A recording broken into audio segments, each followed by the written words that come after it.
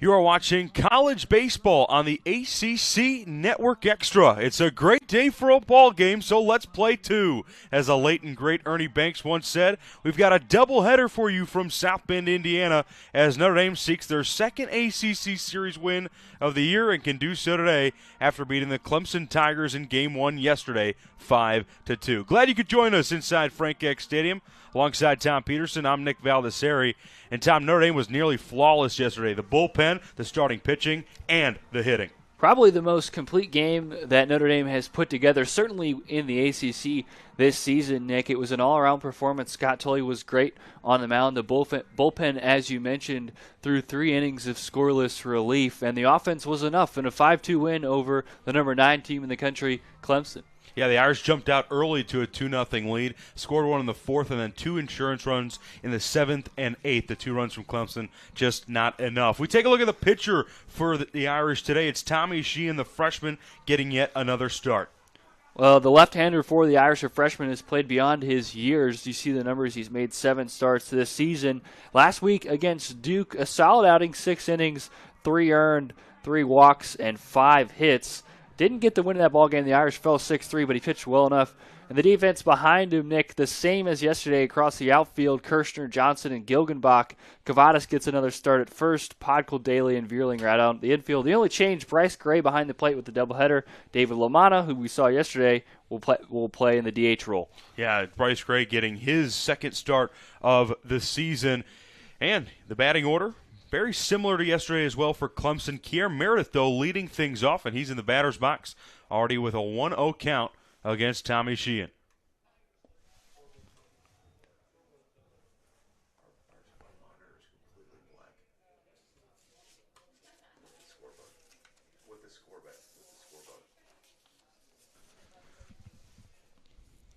The 2-0 from Sheehan. Irish beating Clemson yesterday, improving to 13-16 on the season. It's their 5th ACC win of the year as well. They're 5-8 in conference play. The Tigers fell to 8-5 in the ACC. Both teams, of course, in the Atlantic Division. That's strike one. Clemson fell to 23-7. It was the 4th win for Notre Dame against a top 10 team. 2 wins on the road at LSU to start the season. Win at Florida State as Sheehan gets back, brings the count full. And now the win over Clemson. This is a team that has beaten some really quality opponents, and as they get into the middle part of this season, especially the middle part of their home season. Oh, it hit him right off the head. Luckily, he's got a helmet on. Shakes it off, and he'll take his free base. But yeah, you're right, Tom. This is a really good Clemson team, and Notre Dame came out, played one of their better games of the year. Mick Aoki, the head coach for the Irish, now in his 8th season, said they played a complete game, very similar to that opening game against Wake Forest a couple weeks back, another series they won. Actually, the only ACC series they have won this season. Brings in Logan Davidson, the shortstop, batting .267. Kier Meredith over at first. It's only his 2nd game of the year. A freshman is very talented and very fast, and that pass ball is going to get him to second base with ease. For Tommy Sheehan, he's making his 8th start of the year. He's 1-2 with a 5.4 ERA. And for Davidson yesterday, he was 0 for 3 in the leadoff role. Had a walk and a strikeout. And now Sheehan has started back-to-back batters falling behind. He's 2-0. What's important for Irish pitchers, especially against this Clemson team, relies a lot on power. Not exactly known this season for their ability to manufacture runs. So important for Sheehan and all Irish pitchers throughout the day today. Get ahead of these Clemson batters. So when they get into hitters' counts, there's not a person in this lineup that can't put the ball into the gap or over the fence. Yeah, they are very talented. Not one of the best hitting teams for average in the ACC, actually 13th in the conference. This one is hit in a right field diving catch made by Gilgenbach. Throw over to second as Kier Meredith was tagging up from second to third. What a play, though, by Gilgenbach out in right field. He had to run quite a ways there to get to that ball and probably saved a run. Meredith scores easily. I have to think that ball gets down, and you don't know how far that ball is going to roll. There's no one behind Gilgenbach out there in right field. And a little sinking line drive. He made a nice play. Meredith advances on the tag, but you got to like that you at least get one out here. Yeah, no question he would have scored. Digging in is Seth Beer. He has a chance to bring him home. Seth Beer batting .294, leads the team with 10 home runs. He has 44 dingers in his 3-year career. Yesterday, Beer was 2 for 4 with a walk. It's almost like a quiet day for him. You know, a couple singles yesterday, was on base 3 times. We've come to expect so much of Seth Beer from a power standpoint.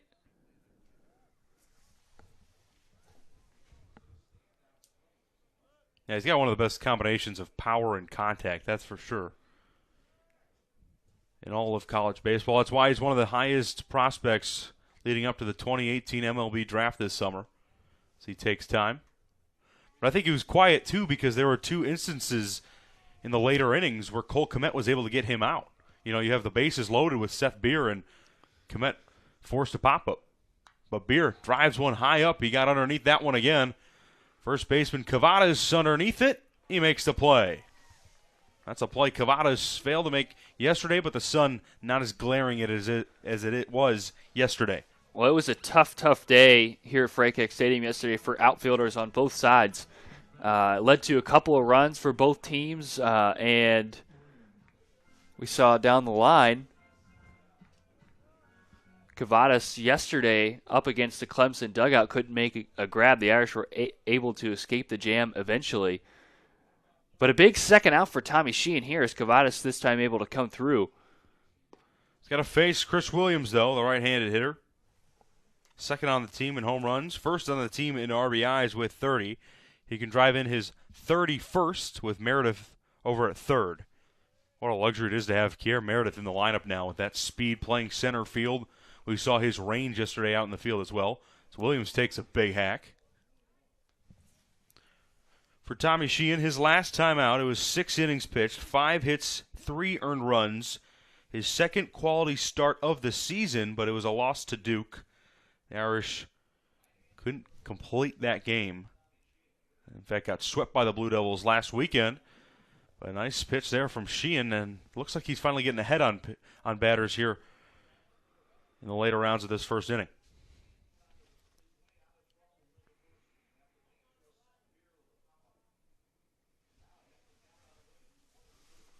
So he's 1 strike away from avoiding a run. Williams, big swing and a miss again, and Tommy Sheehan will retire the side via the strikeout. He faced 4 batters, gave up the runner on base by the hit by pitch, but Sheehan gets out of the jam. We head to the bottom of the first. No score here at Frank Eck.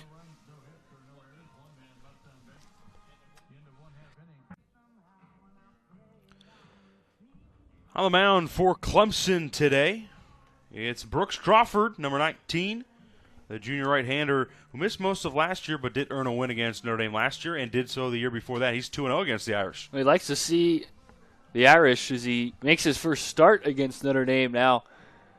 More of a middle reliever in his first couple of years, but was fantastic. One of this Clemson team's best arms out of the bullpen. And now in his transition to the starting role, he's been pretty good, really. 2-1 record over 31 1/3 innings pitched, 33 hits, just 11 earned, 22 strikeouts to 9 walks, and that's good for a 3.16 ERA.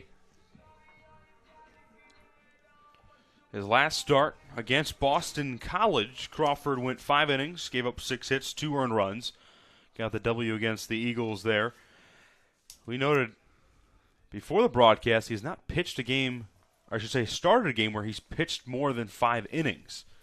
So he doesn't go deep into games, but tends to get the job done within those 5, and then the Tigers can rely on that very talented bullpen. That's one of the reasons why Mick Aoki pointed to that fast start the Irish got on offense yesterday, because this Clemson bullpen is so strong. they get a lead after a couple of innings, they can really, really close the door with the back end of that bullpen. They have guys who can go multiple innings.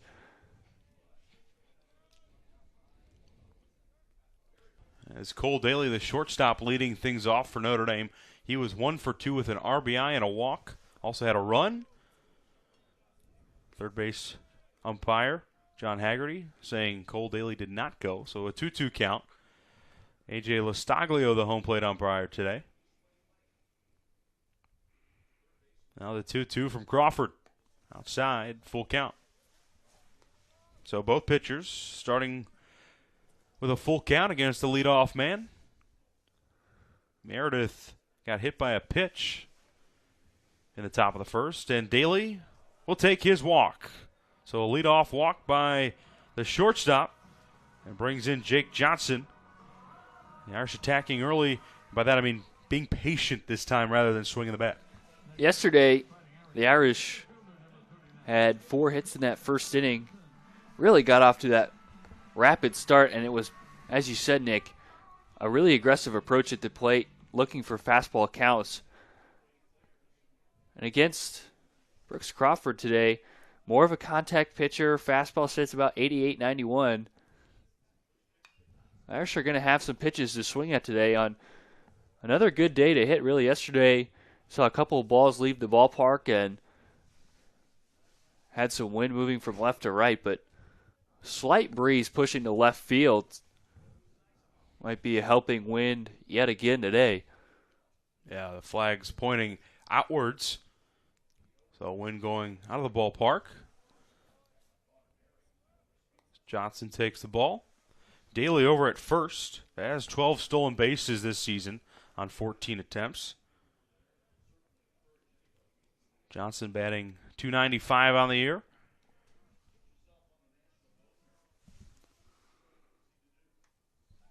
Johnson had a 2-run home run yesterday to right field in that first inning that drove home Cole Daly. Added 2 RBIs, had a 1 for 4 day. And now a 1-1 count from Crawford.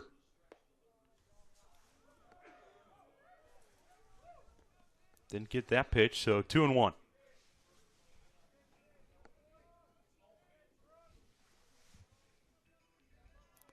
Notre Dame snapped a 6-game losing streak against Clemson. In fact, their first home win against the Tigers since 2014. Throw over to first. Not much of a lead over there from Daly thus far. Does have good speed, but Irish, at least for the moment, being staying put on the bases. Smacked into right field. It is going to go foul. Johnson ahead of that one. He'll head back to the batter's box.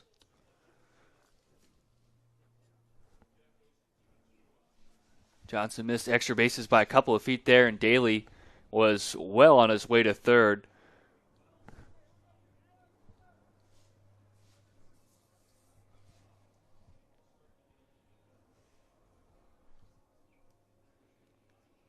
A 2-2 count. Johnson back in his stance. Crawford sets. And another move over to first. He's got a nice pickoff move for a right-hander. Pretty quick. Sometimes you see that at relievers. They come in with runners on base. And Daly there wasn't leaning earlier, was leaning towards second there. And that play at first was a lot closer than the previous couple of throws over. The 2-2. Daly sits. Johnson hits one into the air into right. Easy play for Seth Beer for the first down of the inning.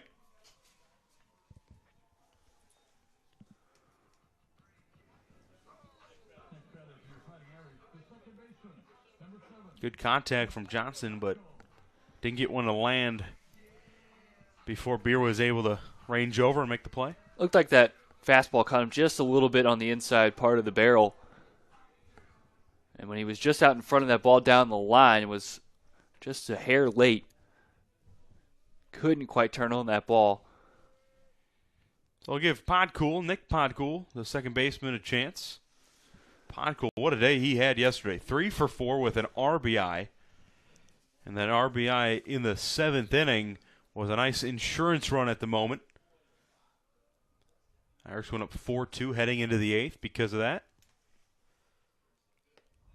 A pitch outside.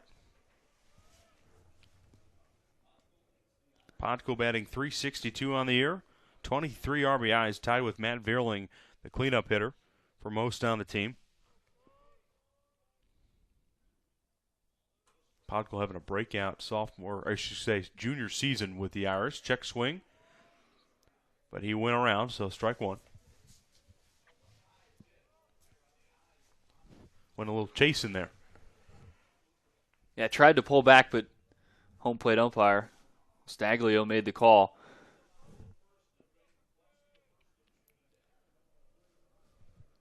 You see his numbers. The average has climbed quite a bit. It was up to 380 at one point in March. He had 6 multi-hit games in the month of March. And he's really seen the ball well lately. Kind of coming into his own from a power element as well. 3 home runs, 3 triples, and 7 doubles.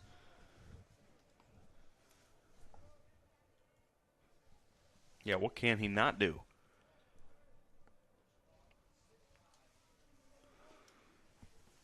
On-base percentage coming into the series, too, was second in the ACC at 41. He'll take the 1-2. Podkul from Schererville, Michigan. Went to Andrian High School. Lifetime hitter above 300 now here at Notre Dame.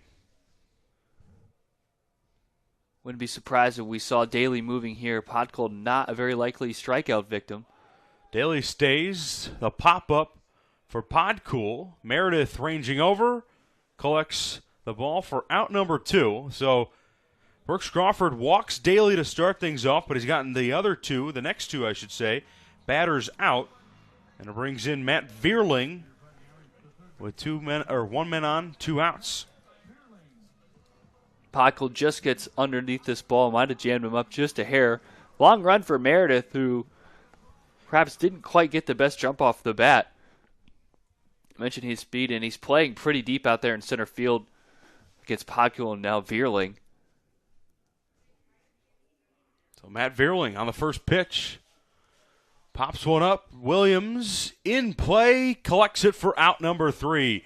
So, like I said, Crawford gives up the walk to lead things off, but retires the next 3 batters, all on flyouts or pop-outs. We head to the top of the second. No score here on the ACC Network Extra.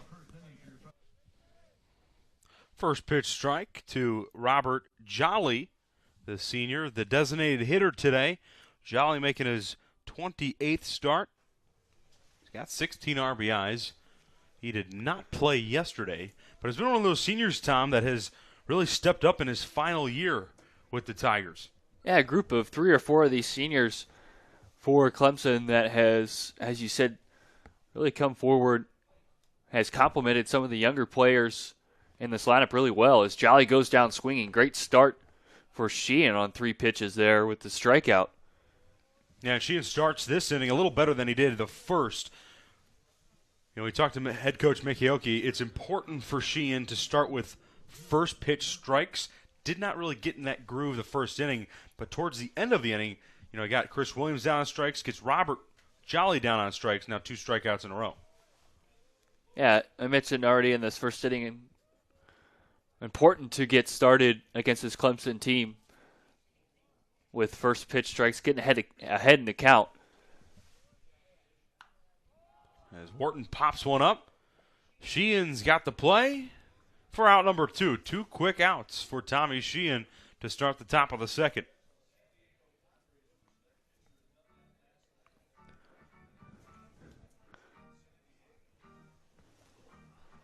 Well, how about the start now for Sheehan? Threw 18 pitches in that first inning and had to work a little bit with Meredith on third and just 1 out. And now he has buzzed through the first 2 batters of this lineup. here in the second, Jolly and Wharton. Yeah, very impressive. Brings in Grayson Bird, who had himself an impressive day yesterday. First pitch swing, deep to center field. This one going back at the wall. What a catch by Jake Johnson for out number 3. Got to pick up the sunglasses, slammed into the wall. Jake Johnson showing that he can move from left field to center field, getting the start in the middle of the outfield for the Irish today. Makes a great play to end the top of the second. Good inning for Tommy Sheehan, and a look to rally the bats. The Irish coming up to bat in the bottom of the second.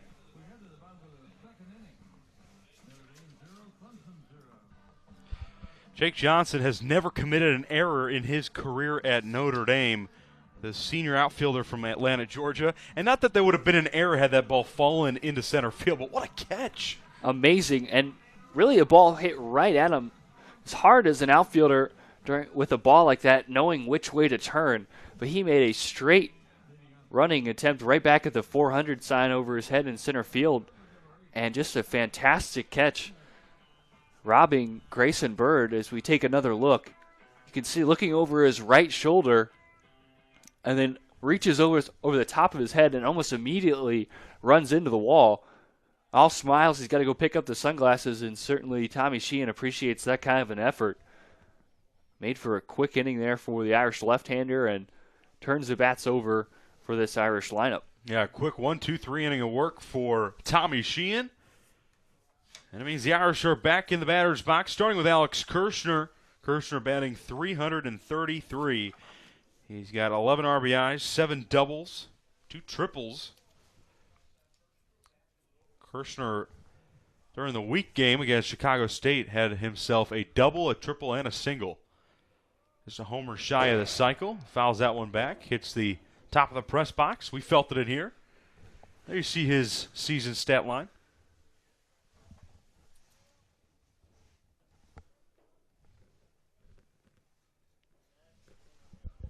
There's a quick 4-at-bat inning for Crawford, but it'll be a leadoff single for Alex Kirshner.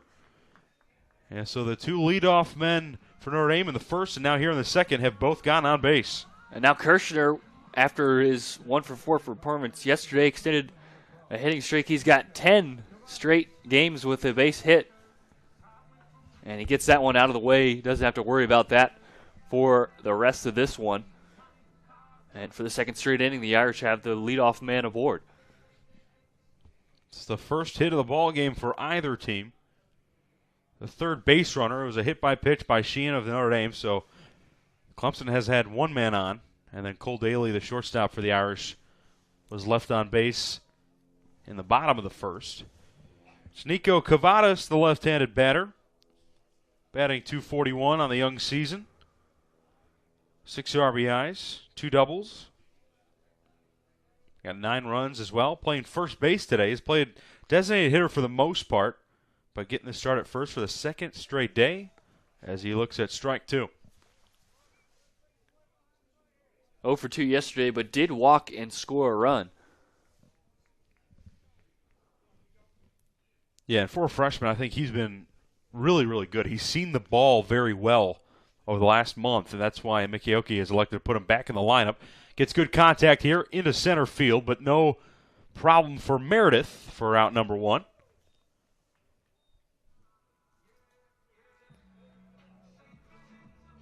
A quick 1 out after the leadoff single there by Alex Kirshner. Brings in Eric Gilgenbach. Gilgenbach today hitting 7th. He hit 6th yesterday. And for Gilgenbach, he was 0 for 4. He has struggled a little bit in the batter's box as of lately, but he has had a nagging injury over the last month. So Mickey Oki still trying to get him back into rhythm. He swings on the first pitch. Fielded by Davidson. Throws over to second. Over to first. Not in time for the double play, but they do get the lead runner at second on the 6-4 play, and then the throw from second to first just not in time.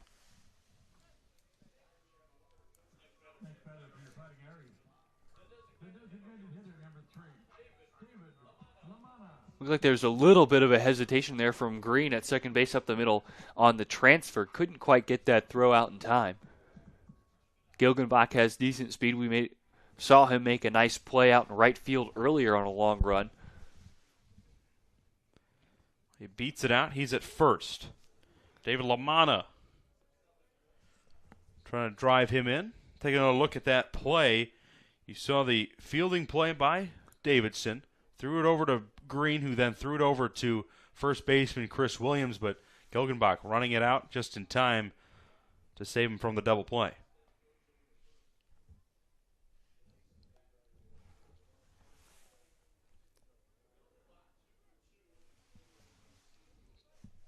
It's a lot sunnier and more beautiful today, I should say. It's a lot warmer as well. 42 degrees at first pitch. Going to get up a little bit above the 45 mark as we got 2 to play today. Notre Dame and Clemson completing this ACC series. Irish winning game 1 yesterday. Have a chance to win their second ACC series of the season. Clemson has only lost 1 ACC series. That was to North Carolina State, who swept them. As LaManna will take ball 1 on the 0-2. This is the second doubleheader the Irish have played. They played a doubleheader against the Miami Hurricanes on March 10th. This is the 4th doubleheader for Clemson. The third now in ACC play. A 1-2 instead of throw over to first.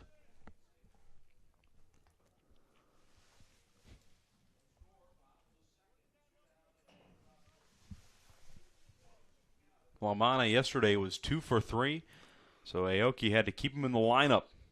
As a designated hitter, he slaps one towards short. Davidson flip over to Green to second in time for out number 3. You saw the leadoff single by Alex Kirshner, but Brooks Crawford able to get out of the inning on the next 3 batters. We head to the 3rd inning, no score here at Frank Eck Stadium. Tommy Sheehan, the left-handed freshman for the Irish, has gone through 2 innings without giving up a hit. The Irish do have that 1 hit that they got here in the bottom of the 2nd, but we enter the 3rd with no score, and Tommy Sheehan has worked a nice couple innings. Well, both these pitchers, Nick, have started to settle in a bit there, and Crawford, after giving up the leadoff single, worked quickly through the bottom part of the Irish lineup.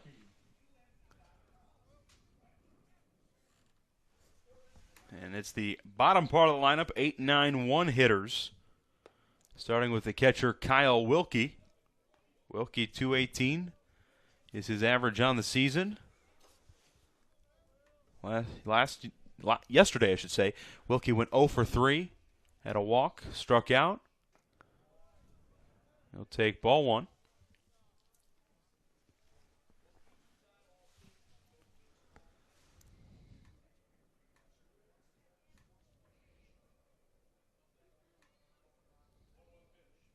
The 1-1 slap towards third. It's going to go foul. Matt Vierling getting another start over at third base today. It's his 5th straight start. Jared Miller, the freshman third baseman, still with some shoulder soreness, but nice versatility. Vierling could pitch as well. Has played center field for most of his career. Now the 1-2 from Sheehan. That was one of the big question marks, third base for the Irish coming into the season with the departure of Kyle Fiala, longtime starter down there at third base. Graduated last year. The 1-2 slap towards the hot corner. Vierling fields. Throw over to first in time. You see that strong arm from Matt Vierling for out number 1. Haven't seen him throw as much off the mound this season, but Vierling can get into the 90s when he's on the bump. Of course, has that strong arm in center field, and you can see it here across the diamond. Plenty of time with Wilkie running down the line. Jordan Green in the batter's box now, the 9th hitter for the Tigers. Green making his 11th start of the year. Tigers are actually 5-0 when he bats 9th in the order. The 1-0 slap to left field. This one is a goner. No doubt about it from Jordan Green. For him, his third home run of the season and an early 1-0 lead for the Tigers. Thought it might be a good day to hit to left field, and it was. The wind has died down for the time being, but Jordan Green needed no help there. Put a charge into that one. And for all the work that Sheehan has done so far, he finds himself now down 1-0. Yeah, the first hit of the ball game for the Tigers, and it's a home run. A solo shot to left field. At first looked like it was out by a mile, but then died a little bit at the end. Cleared the wall by a couple of feet. And Green has got his first home run of the series. And how about back-to-back home runs for Clemson? This time, Kier Meredith, his first career home run.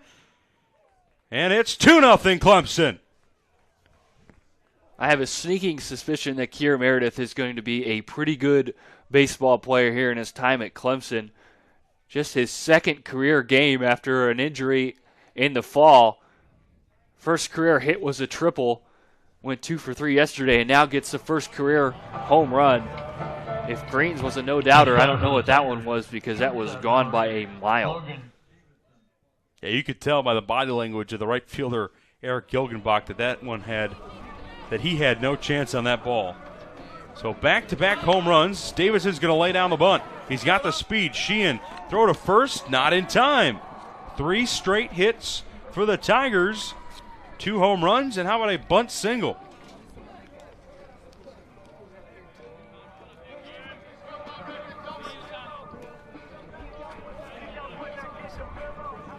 Davidson with great speed, the shortstop for the Tigers, and perhaps sensing that Sheehan a bit rattled is going to force him to try to make a play.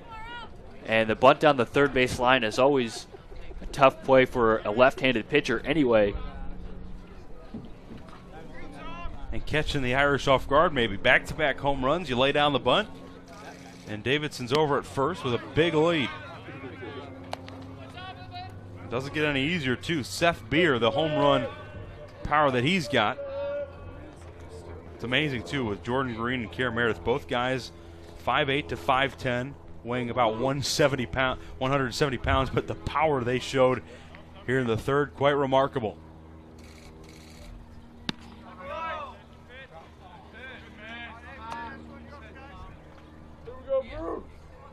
You're at third, and the only play she has is over at second. Beer with 10 home runs on the season himself. He's actually done quite well against left-handed hitters. 9 of his 16 home runs last year were against left-handed hitters. The 1-1 from Sheehan. The outside part of the zone for strike 2.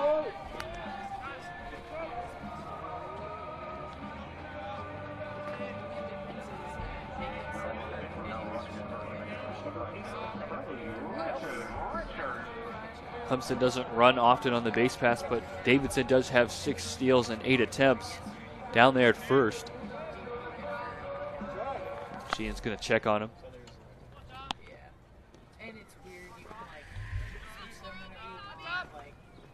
Yeah, he's showing he's got some speed. He's got some power, too. Davidson's got 4 home runs himself. One of the better shortstop prospects, especially in the ACC. The 1-2 now to Beer. Popped him up again. Gray's going to have a play at it. Oh, what a catch right at the netting. Davidson thought about tagging up, but Gray quick to respond there as well. And it's now 2 outs here in the top of the third. Nice control there from Gray behind the plate, right up against the netting. Chris Williams. He's getting his second start behind the plate this season. Played very well in the game on Tuesday against Chicago State. First pitch to Chris Williams. Inside for ball 1. Williams struck out to end the first.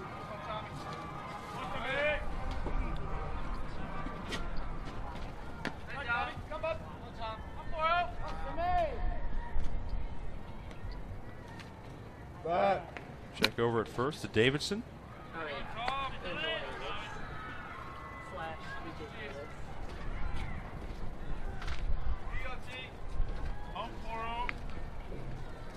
Clemson now has 42 home runs on the season compared to the Irish 19. Coming into this series, Clemson was second in the ACC, right behind North Carolina State, who's been a juggernaut in the conference this year. They've hit everything they've seen, but Clemson, of course, right there with them.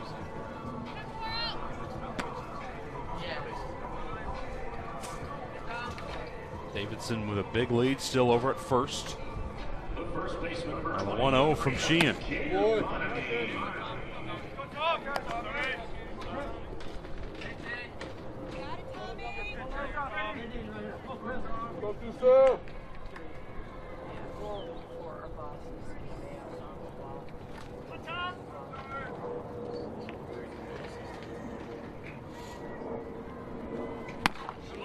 Like one. Williams first at bat. All three struck out, and all three pitches he swung at, and he was over the top on everything. Hasn't been able to quite pick up the ball out of Sheehan's hand, it doesn't appear.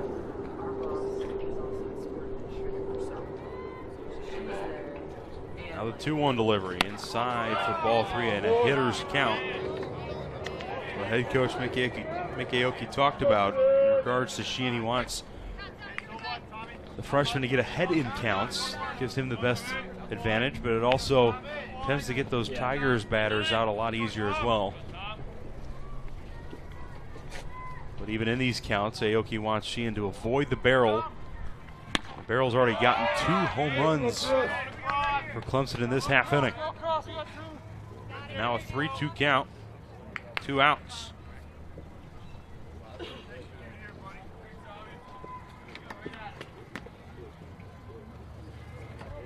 So man on, 2 outs, and a full count.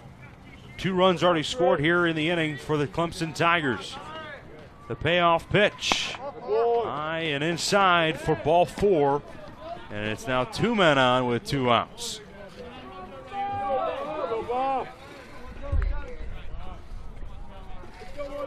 Second free pass issued by Sheehan.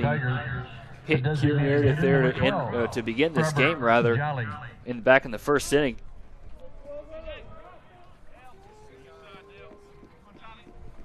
Yeah, it's been part of Sheehan's struggles, although he has pitched well as of lately. But 28 walks now compared to his 12 strikeouts. Make that 13 strikeouts with 2 today. But it's been the control for the freshman. That tends to be the issue for a lot of freshman pitchers.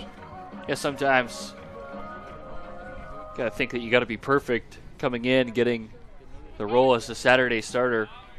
Today, the Sunday starter in the ACC. Trying to work off the corners a little bit more than you have to.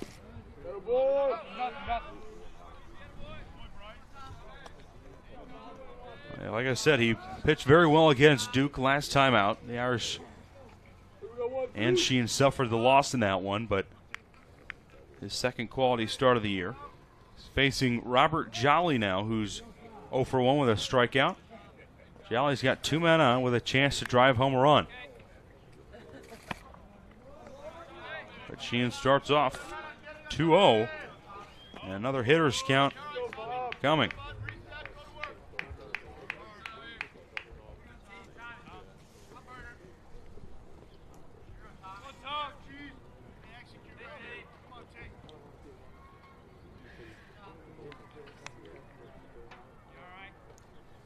Sheehan sets, pitches, and there is the first strike, and a nice pitch right down Broadway.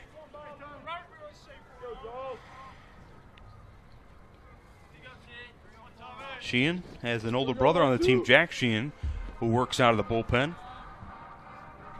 An appearance on Tuesday against Chicago State. Both from Manasquan High School in Brielle, New Jersey. That's fouled off. Famous high school, Manasquan. Marina Mabry, now a national champion here at Notre Dame with the women's basketball team, and Doris Burke, who's highly regarded as the GOAT of ESPN. Jack Nicholson. How about that? That's a famous high school. That's a list right there. Yeah. Maybe Tommy Sheehan and company can create a name for themselves as well. He's highly regarded as one of the best pitchers in the ACC as a freshman already. And now it's a 2-2 count. That curving, but not enough. So now another full count. Back-to-back full counts. This one to Robert Jolly. Sheehan has thrown a lot of pitches here. 25 pitches this inning already. This will be pitch number 49.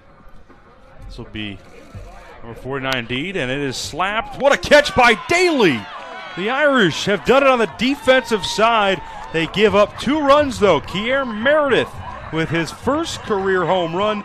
It was a no-doubter to right field, and it was the second of a back-to-back. The Tigers lead by 2. We head to the bottom of the third. Take a look at that last out the Irish got. You saw Cole Daly over at shortstop making a diving catch. And look, the Irish find themselves down 2-0, but their defense has saved a couple extra. Yeah, well, Davidson there at second is going to score easily. He's moving on the 3-2 count. You see Daly come out of nowhere there, and that's shot from the center field camera. Perhaps a Sports Center top 10 later in the day. It's hard to choose between that one and the Jake Johnson catch out in center field, but certainly both deserve the nomination, if you will. 2 terrific plays in the field for Notre Dame. As their bats now need to come alive. They find themselves down 2-0, and it's Bryce Gray in the 9th spot, the catcher, who launches one to left field, a high rising ball near the warning track, but it's a catch easily made by Wharton. The Irish almost responded with a home run themselves. That wind drifting, and Gray hit that pretty high out into the air. Wharton out there in left field, drifted all the way back to the warning track and then stood there for a moment or two before hauling that ball in. Down the line, that ball is probably out of here. Looks like he had about 2 or 3 steps until he ran up into the wall. At the top of the order with Daly. He walked back in the first inning. And Bryce Gray has seen the ball well lately, too. That's why he's in the starting lineup today. But flies out there, and Wharton in left field struggled a little bit yesterday, missing 2 fly balls. Daly grounds the second. Jordan Green, the home run hitter, records the second out here in the bottom of the third. And Crawford doing a nice job after his offense gave him an early lead here. 2 quick outs. He's only thrown 29 pitches coming into the inning. It's 2 2-pitch outs. Start off the frame. Faces the left-handed batter, Jake Johnson, who flew out to right field in the first inning.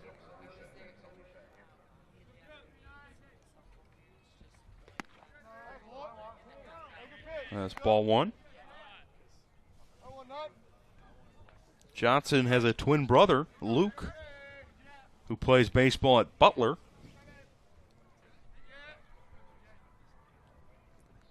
Jake Johnson from Atlanta, Georgia. A lot of Georgia players on the Clemson roster. And recently was nominated.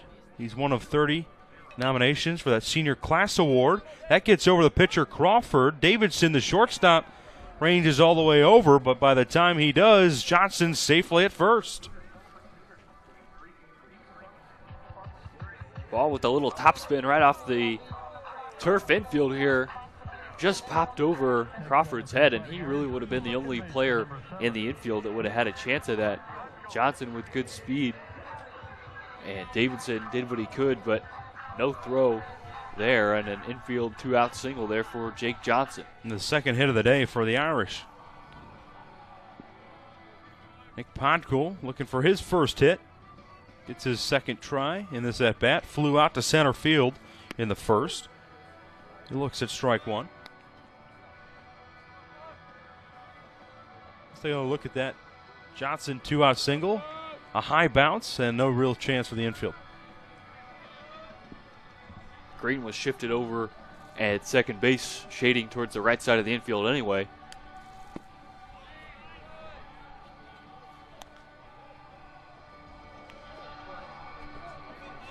Yeah, most of the time, especially with Johnson, who's got some speed to it, you don't really expect a shortstop who ranges all the way over to second unless he's already in a shift to be able to make that play.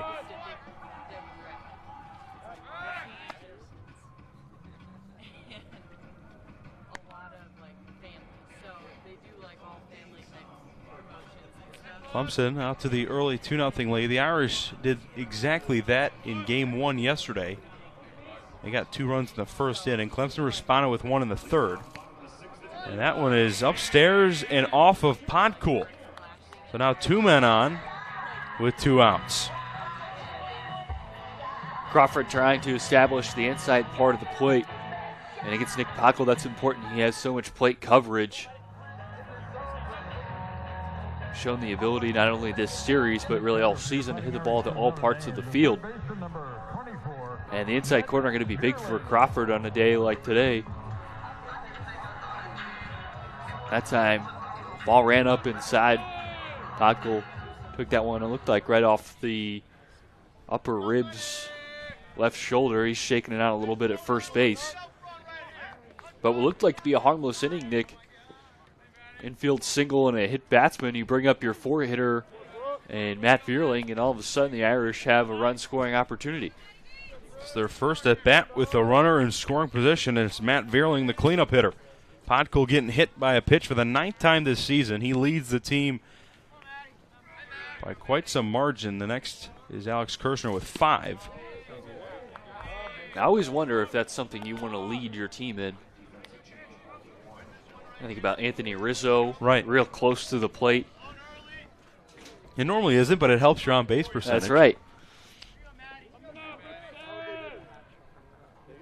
So Vierling, who's 0 for 1 on the day, faces a 1-1. This one hit towards left field, but is going foul.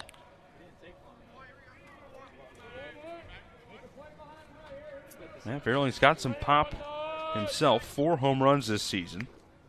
He's got 2 doubles, triple, and the team leading 23 RBIs. That's actually tied with Nick Podcool. So the 2 of them lead the team. But he can get his 24th in this at-bat. That one outside, and now an even count. Vierling, all ACC honors as a sophomore, hit .330, had 42 RBIs and 7 home runs. Also, one of just 2 players to start all 58 games for the Irish last season. He reached base in 50 of those. The 2-2 slaps it towards second. Green will field it. His throw over to first gets Vierling out for number 3 in the inning. Irish leave 2 men aboard. They can't drive him home off the hit. And we head to the 4th inning. It's 2-0 Clemson Tigers.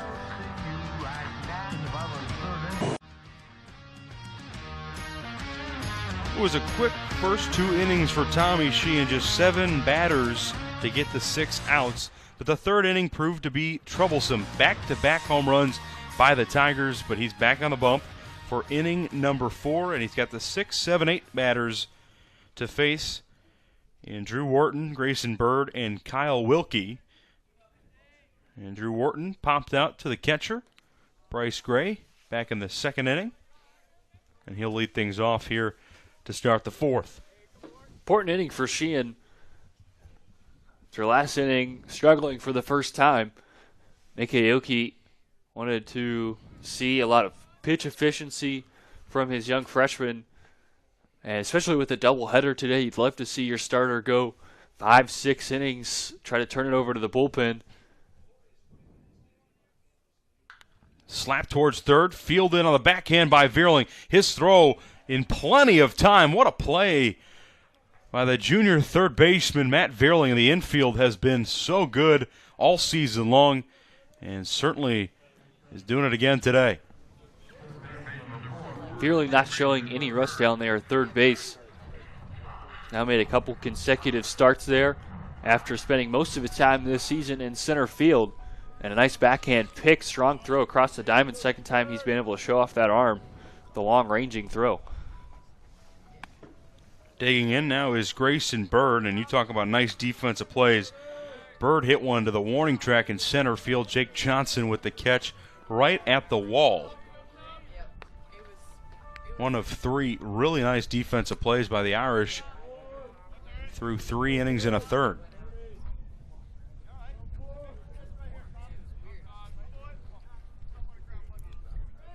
Bird yesterday had a home run, his 5th of the year. He takes ball 3, an early 3-0 count to him. Bird is the son of Paul Bird, who played at LSU, had 14 seasons in the major leagues as well. Part of the Atlanta Braves telecast now. A 3-0 pitch. Ball 4, it's a 4-pitch walk to Grayson Bird. So after you get the quick out, Tommy Sheehan's going to put a man on.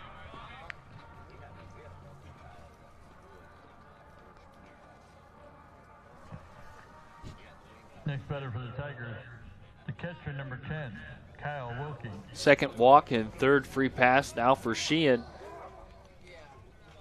Walked Chris Williams last inning in a full count. Kier Meredith drew the hit by pitch with a full count to lead this game off.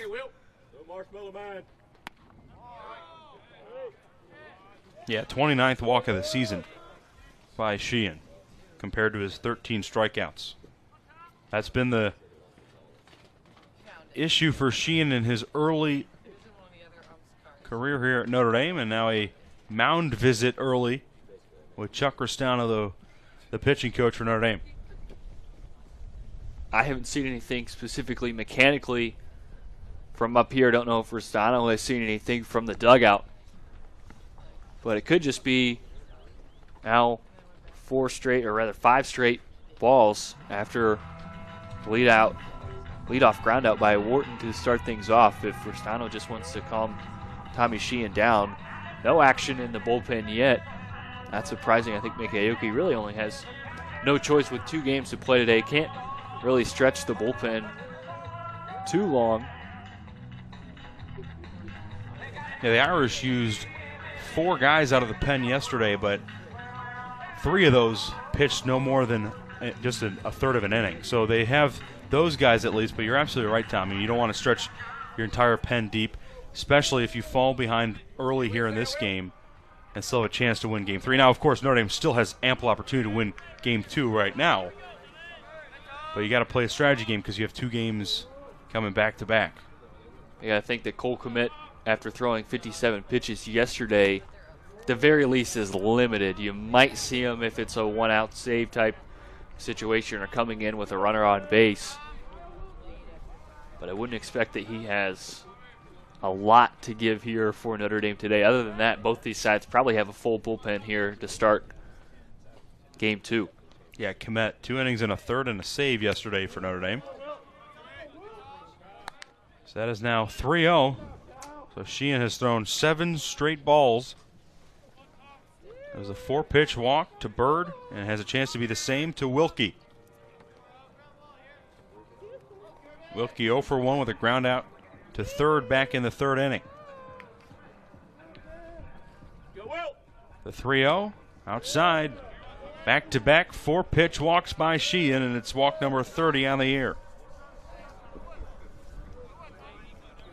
And it brings up the first home run hitter in the 9th spot, Jordan Green. Got the scoring and the hits started for Clemson back last inning. Over the left field fence, over the head of Kirshner. And, of course, Kier Meredith, another home run hitter on deck. Yeah, Green just drilled that one to left field. Amongst the trees right above the wall. The first pitch to Green is a strike, so Sheehan throws a strike for the first time in 9 pitches. And here is that home run by Green back in the 3rd inning, a solo shot to left field. He was sitting on a fastball, and he got just that elevated in the zone. The 0-1, strike 2 on the outside corner.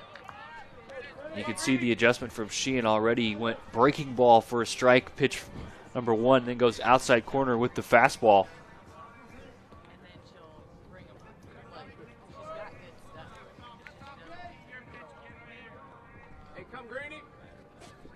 So now an 0-2 pitch coming from Sheen with 2 men on. But time called by Green. Double play ball still in play as well, although Green's got some speed in the batter's box. Irish second in the ACC in double plays turn this season. Coming into the weekend, they were 22nd in the country. That's inside, gets by Gray. He's going to have a throw to third. No, he's not. He's going to hold it. And that eliminates the double play. And now 2 men in scoring position. A 1-2 count with 1 out.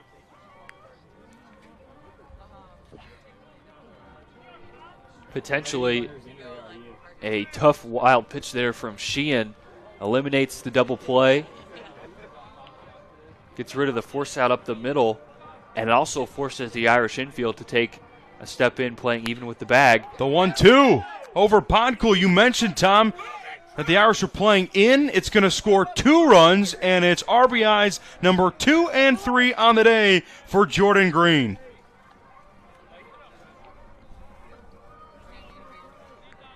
You can see where Podcool is playing. And an easy couple of runs there. Wilkie trots home. No throw at the plate. Can't guarantee that Podcool is in position to make that catch if the Irish are in double play depth, but it's certainly a possibility if he is back up the middle. Meredith tries to lay the bunt. That's strike 1. Yeah, you have to assume Podcool probably makes that play if he's at his normal position. It was a little deep, that line drive, and it was in the center, but Podcool has the range. Instead, they're playing over, and just went over the outstretched glove of Podcool. Veerling still playing close in at third base.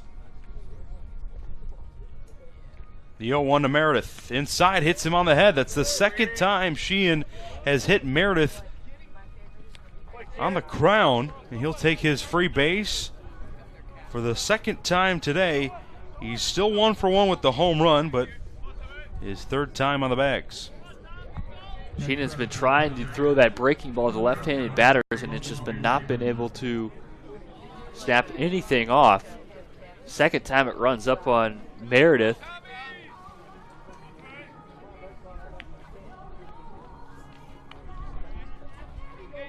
Still no activity in the bullpen for Notre Dame. It's 4-0 Clemson. They've scored the 4 runs here in the 3rd and 4th inning. That ball got by Sheehan.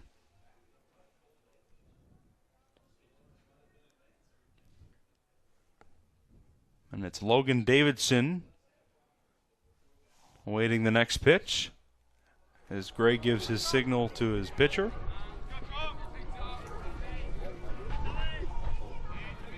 There is some speed on the base paths, too. Hey, come on, Logan. Come on, Logani. Green at second, Meredith at first. The 0-1 to Davidson is inside.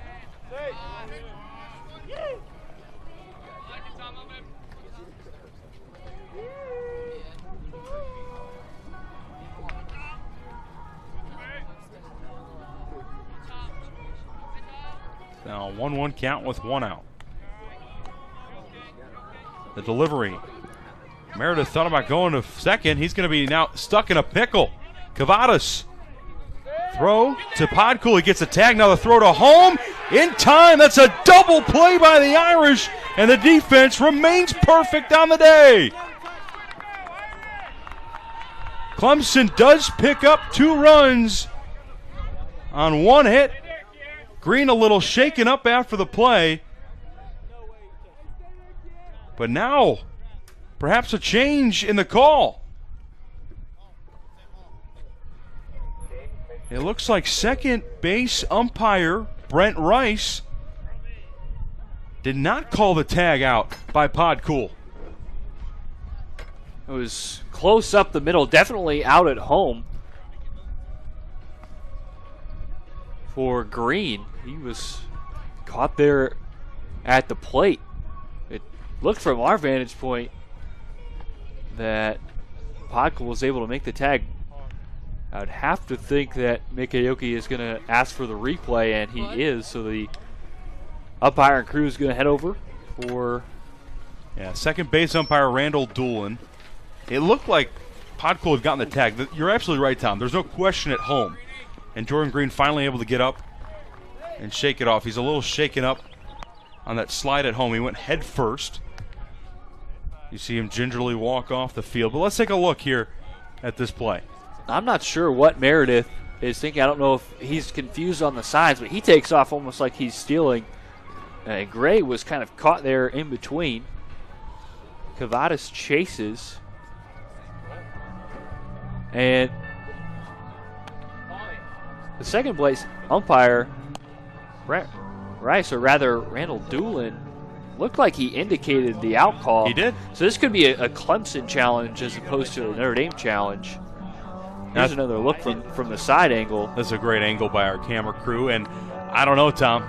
He looked like he missed him. Looks like Meredith was able to dodge it. I mean, maybe gets the part of the jersey. It's really tough to tell. And that's actually Cole Daly, not Podkul, the shortstop. Podkul right behind him. Let's see the tag. Oh, it's close. That's close. I don't know. That is going to be really tough. Remember, the call on the field was out, so there's got to be conclusive evidence that Daly didn't tag him. Yeah, this is probably the angle they'll work from. I mean, this is a really good job. The camera's out in the field, but I gotta say it's so hard to see. We get a zoom in look as well. Does he graze the jersey? Tough to tell because the jersey is kind of already moving that way when Meredith is trying to dodge. Remarkable that he gets out of the way without getting out of the base path. Because the call certainly isn't that he was outside of that kind of 3-foot leeway you get running the bases. And remember, Meredith was in a similar situation yesterday. LaManna at home missed the initial tag at home plate. Meredith missed the bag too, so then LaManna had to come on the right side of the bag instead and tag him out. So we've seen how sneaky and dodgy Meredith can be. The umpire is coming back onto the field, and the call is he's safe. He's safe at second, and I think that's the right call. It looked like Daly just missed him. You know, you could argue maybe he grazed the jersey, but I'm not sure. There's no question as we take a look at the call at home. He's out. Green is out at home. So no run across the board. It's 2 outs now for Clemson. Davidson will remain in the batter's box. But Meredith safe at second, almost a double play. And the count is 2 balls and 1 strike to Davidson. There's another look at Green. It looked like that left arm or maybe the shoulder. You could see when he was walking off, the trainer was kind of holding that left elbow. We'll have to keep an eye on that. Either way, great job by the umpiring crew. Home plate umpire A.J. Lastaglio, first base Brent Rice. We mentioned Randall Doolin over at second. Third base John Haggerty. They got it right. And we resume here with 2 outs and a 2-1 count.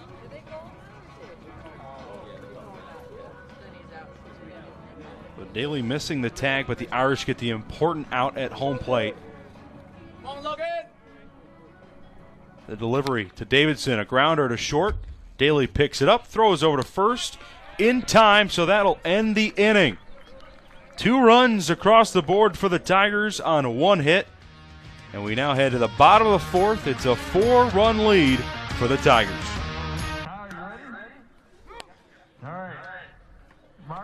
A great day at the ballpark. We've got a doubleheader. This is game 1 of this doubleheader. Irish winning game 1 of this series yesterday. And what a top of the 4th we just had. Clemson does get 2 runs across the board, but almost had more. But the Irish defense stepping up when it mattered. Initially thought it was a double play. Daly missed the tag over at second base, but the nice throw at home at least got the lead runner out. They kept it at 4 runs instead of 5. And for the Irish, it's the 5, 6, 7 hitters, starting with Alex Kirshner. He's got 1 of the 2 hits today. And Brooks Crawford back on the mound for the Tigers. Just a gorgeous day here in South Bend, Indiana. Around 45 degrees. Wind going out in the outfield. So the home run ball certainly in effect. We've already seen 2 today, both from the Tigers. Alongside Tom Peterson, I'm Nick Baldessari. Two teams were supposed to play on Friday. That game got postponed, and I think they picked the perfect day for a doubleheader today. Especially given how bad the weather here was on Friday. Yesterday was nice. It was a little chilly, but the sun was out and shining. Wind wasn't as much of a factor as it was on Friday, and today a beautiful day to play too. Weather's starting to turn here early April. It's the second ACC series hosted by Notre Dame.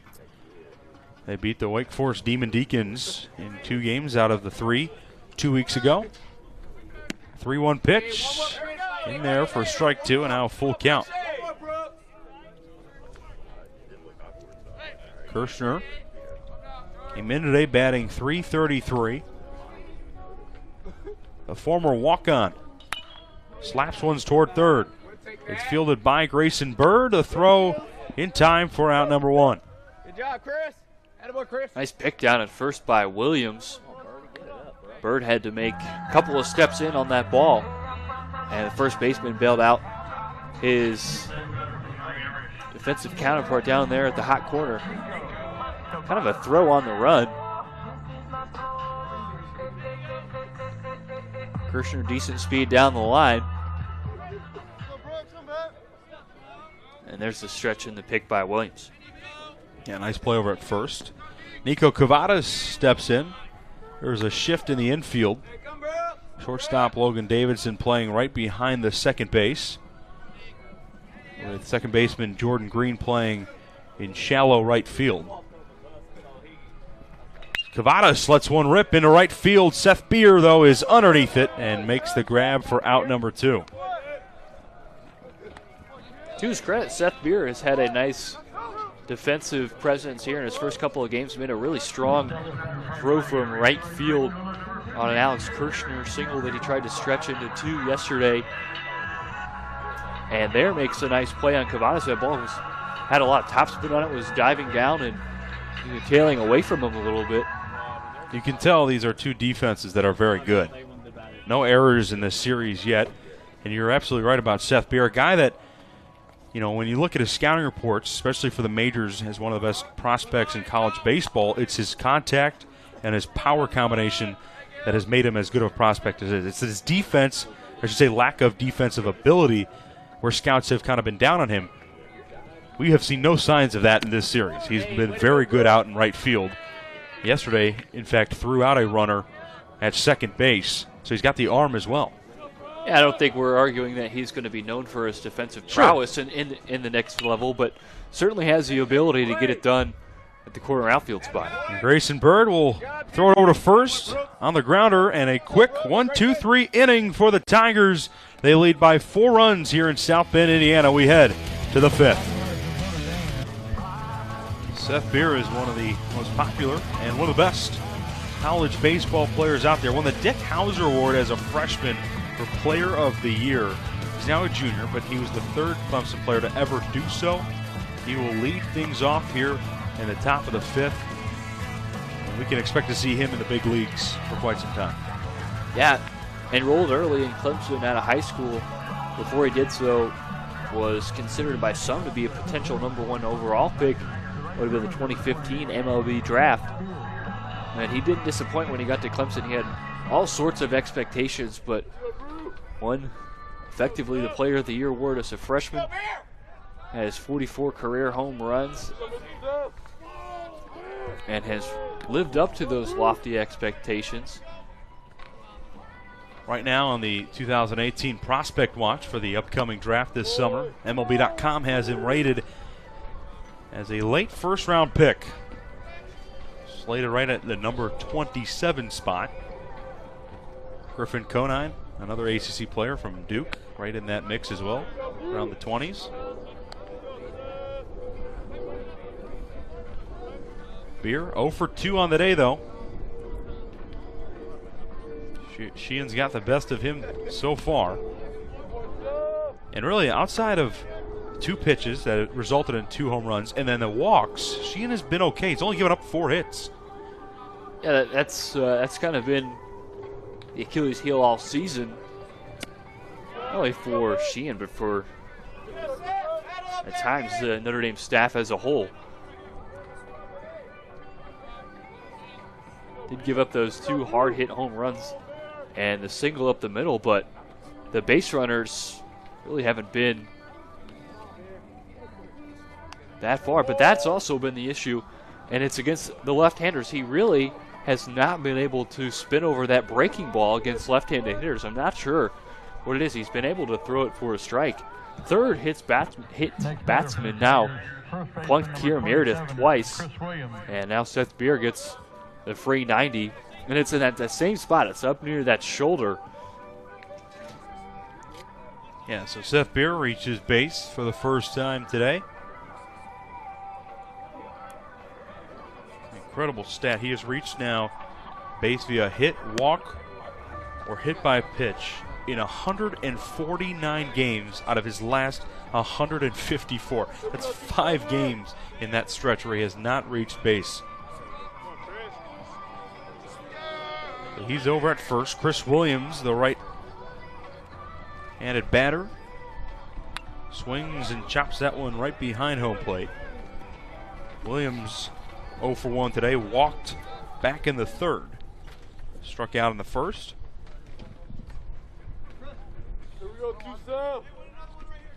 Yeah, for Sheehan, 3 walks and 3 guys hit by pitch. That's 6 free bases for the Tigers. Williams, another hack and a miss.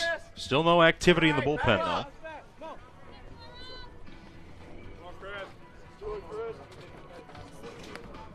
Williams leads the team with 30 RBIs.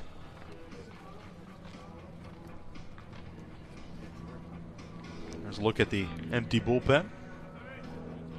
Remember, 2 games today for both these teams as Williams skies one. Sheehan is called off by Cole Daly, who makes the play from shortstop for out number 1. Well, that ball might have won the Padres-Astros game last night. I don't know if you had a chance to see that. Sure did. Awkward or unusual walk-off hit for the Astros, but that time Daly takes charge. And Sheehan gets Williams. He's had his number. Baseball's a crazy sport sometimes. It's an unusual day in the big leagues yesterday. The Phillies hit 2 grand slams before the 4th inning, put up a 20 spot on the Marlins. Good night, Bob. Go, Bob. Bobber. A couple of good big leaguers from both these teams. Trey Mancini's been hitting a lot of leadoff for the Orioles so far. A Notre Dame guy, A.J. Pollock, had a nice day yesterday against the Cardinals. Brad Miller, one of the Tiger players, also playing recently. Clemson's got 4 guys in the majors right now. Gossett is in his 2nd season. That's Daniel Gossett.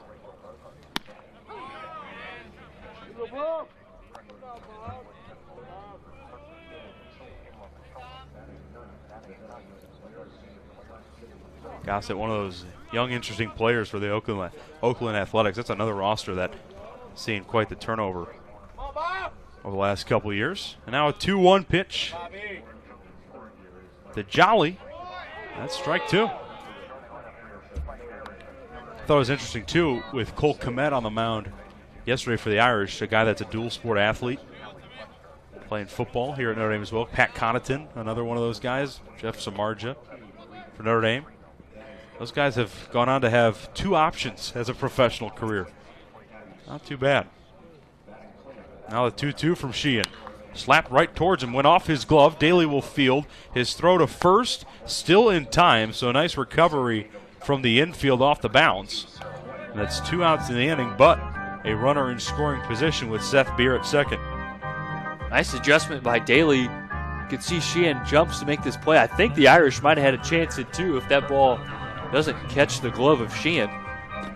But important for the Irish just to get 1 there. Daly makes a nice adjustment to get Jolly at first as Chuck Ristano is going to walk out and have another conversation with the infield and his freshman left-hander.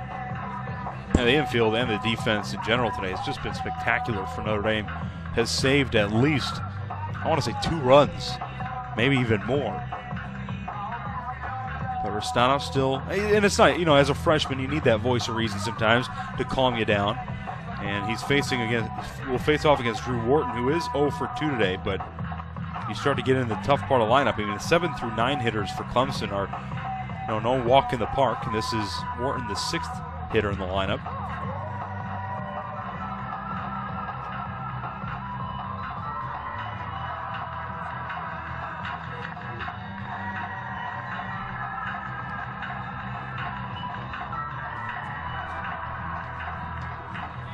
Wharton stepping into the batter's box, facing off against Tommy Sheehan. Wharton mentioned he's 0 for 2 on the day, grounded out recently in the 4th inning.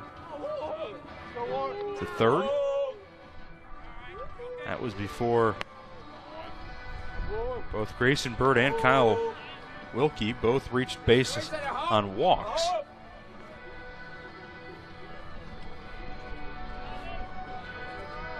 Four runs, 4 hits, no errors for the Clemson. No runs, 2 hits, no errors for the Irish.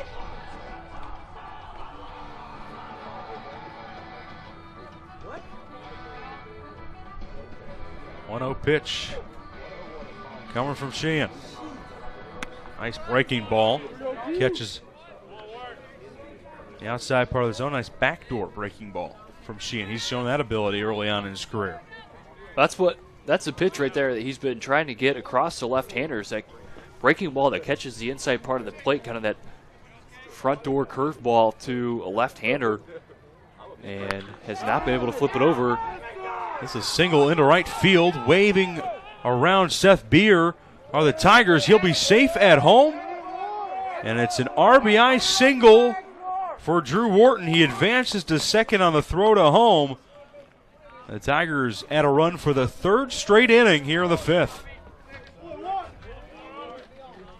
Great piece of hitting there from Wharton just to kind of dump that ball. I think he got jammed up in the middle. Little inside-out swing. And the throw from Gilgenbach might have had a chance, but it was up the line. You can see Gilgenbach gets to that throw on one hop.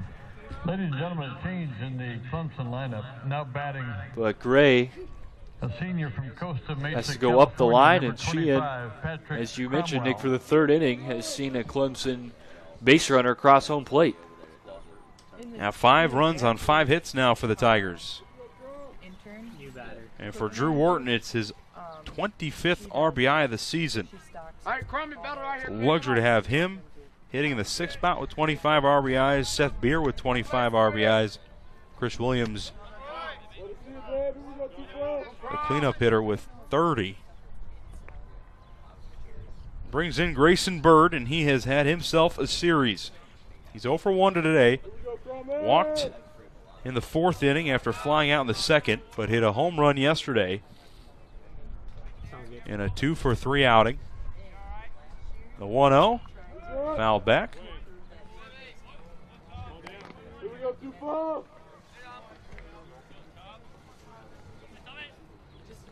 And an important run for Clemson on second base. The Tigers have not lost a ball game this season when scoring 6 or more runs. The pitching staff has been phenomenal. Came into this weekend series with a staff ERA of 3.11. And that's showed when the Clemson offense has been able to scratch across 6 or more. Yeah, their pitching staff has just been so good. When you get an early lead for the Tigers, they rarely give it up. The Irish, who got off to a great start yesterday, were looking to do so again here in Game 2 of this series, but the Tigers have come out with 5 runs here in the last 2 innings and 2/3. It was 2 home runs in the 3rd inning, both solo shots, back-to-back in that 3rd inning, and then 2 runs in the 4th and 1 here in the 5th, and still man in scoring position with Drew Wharton over at second.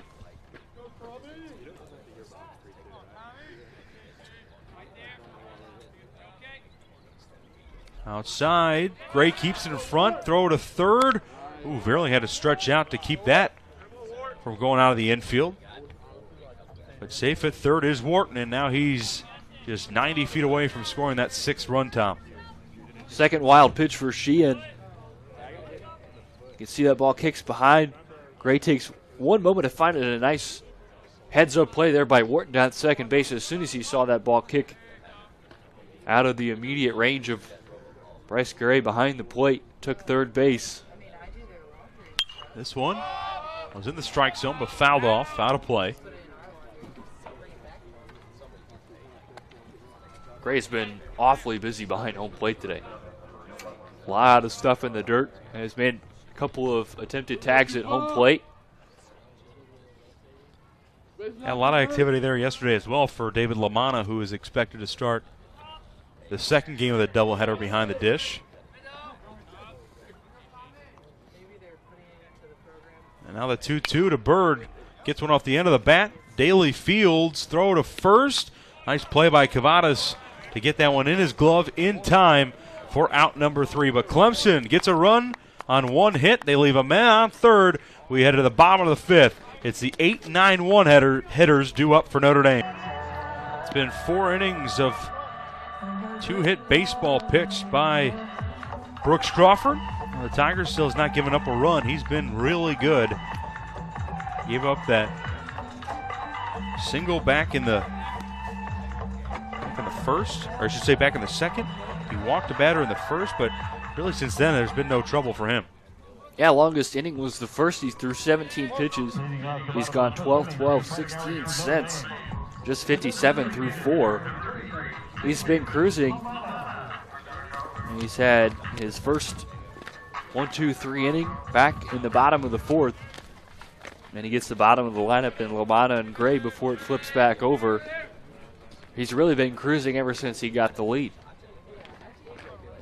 It's David LaManna, the freshman catcher, in the designated hitter role here in Game 2 of this series. He's 0 for 1.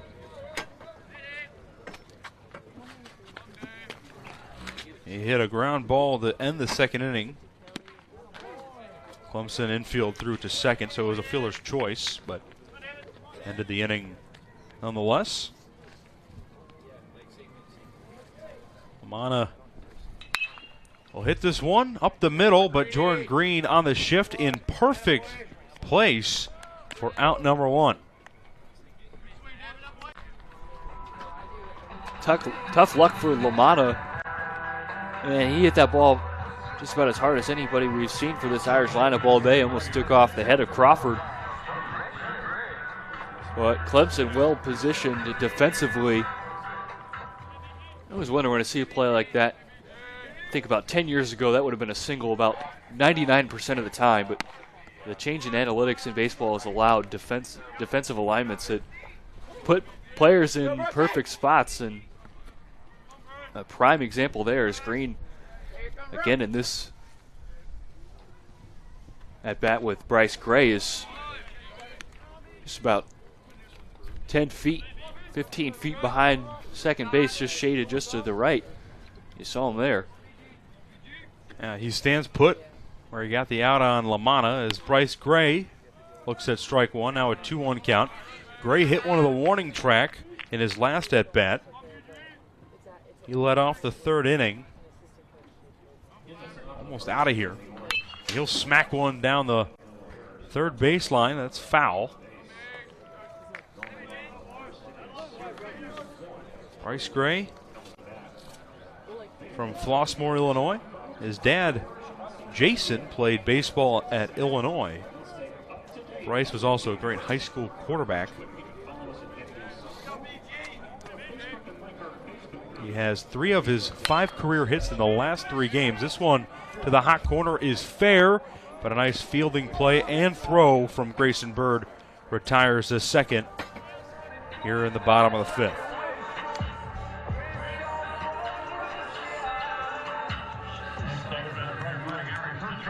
It's time to flip the order with Cole Daly. This will be the 3rd time through the lineup. Just 2 hits for Notre Dame. Jake Johnson, who's on deck, has one of the 2 hits. Daly, on the other hand, is 0 for 1 with a walk. Crawford has done a great job keeping the ball down in the zone. That was the 8th ground ball he induced for an out on that last at bat by Gray.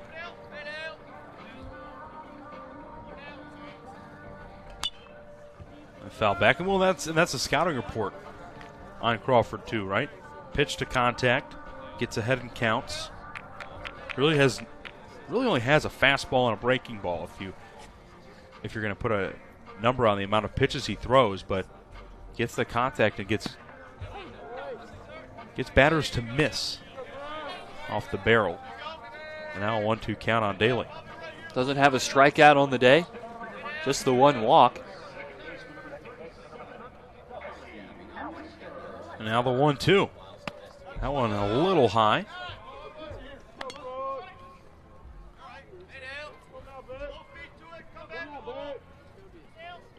I mentioned at the beginning of the broadcast, Crawford's got 2 wins against Notre Dame in his career. The 2-2 pitch gets his first strikeout to end the 5th. Another 1-2-3 inning for Crawford, his 2nd in a row. We now head to the top of the 6th. Clemson in control. Let's look at the line score. 3 straight innings of scoring for Clemson. A little emojis there on the top too. It's a pig. It might look like a goat and a trophy. We play this guessing game here all the time at Frank Eck, and I'm not very good at it. I don't think I have a clue on that one. You and I both. But what we do know is Tommy Sheehan is still out there for the Irish, starting his 6th inning of work, and has already a pretty high pitch count. Yeah, 93 pitches, and that ties a career high, which he had last weekend at Duke. He went 6 innings in 93 pitches, so now he's gone 5+. One of the backup bullpen catchers is trotting down there now. See if we'll get any action up there in the Irish bullpen. This one is hit to deep left field. This one is gone. A 3rd solo home run for Clemson. This time it is Kyle Wilkie and his first home run of the season. I think I pointed to Kyle Wilkie in yesterday's ball game and said he was the only player in the Clemson lineup that didn't have a home run this season. Well, change that fact. Wilkie takes an inside fastball and a 3rd home run for Clemson today. How about the bottom of this order? We saw it yesterday with Bird and Meredith.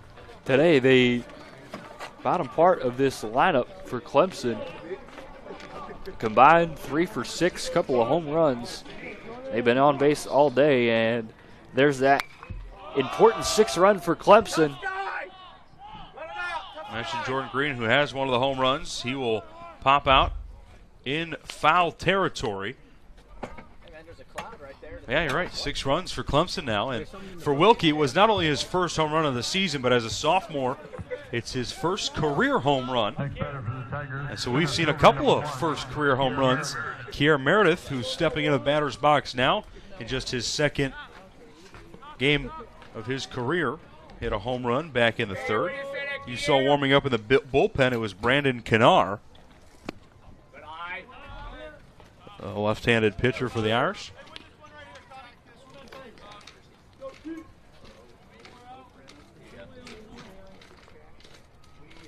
So 6 runs for Clemson, 3 on solo home runs. And they just keep on adding home runs. They have 43 on the season now. The 2-0 in there for strike 1.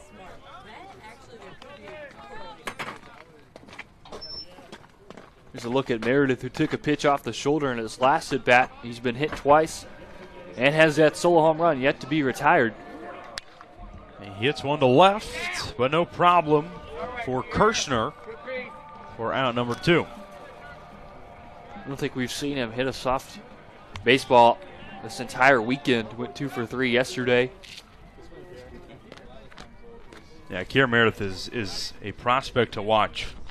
Was drafted last year by the Chicago Cubs in the 28th round. Decided to come to college, where he was the 39th overall recruit and is ranked as the 3rd best freshman in the ACC by Division I baseball.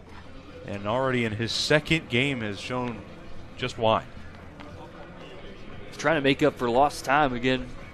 Had that shoulder injury that nagged him, that hurt in the fall, and hadn't seen action since. Hey, what you say there? Look, I know. But he is making up for lost time and then some here this weekend. Another one of those exciting players is the shortstop Logan Davidson. Come on, Logan. Davidson takes ball 1 on the 0-2. Sheehan looking for the outside corner. Davidson 1 for 3 today. Singled back in the 3rd inning on a bunt. That was after back-to-back home runs. Fooled the Irish infield a little bit, and they're playing deep here again.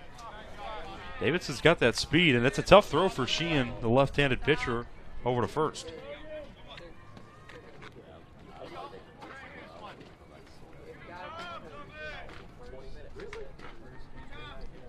So 2 gone, 2 balls, 2 strikes. That's strike 3. Got Davidson looking, and Sheehan will get out of the inning. But he gives up the solo shot by Kyle Wilkie, and it's 6-0 Clemson as we head to the bottom of the 6th. Another look at that solo home run.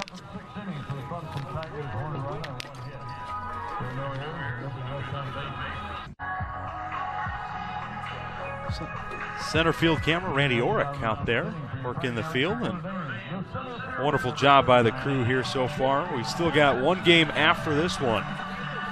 It is 6-0 Clemson here to start the bottom of the 6th. The Irish winning yesterday 5-2, and you know who else has done a good job is the guy on the mound, Tom, Brooks Crawford. Fantastic day for Crawford. That was pitch number 71. Finds first pitch strike against Jake Johnson.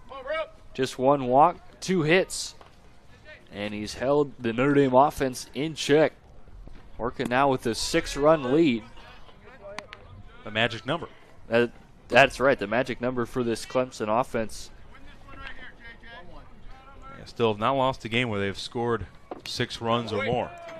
That's foul tip. It's Jake Johnson trying to get the Irish bats going. He's 1 for 2 on the day. Notre Dame just with the 2 hits.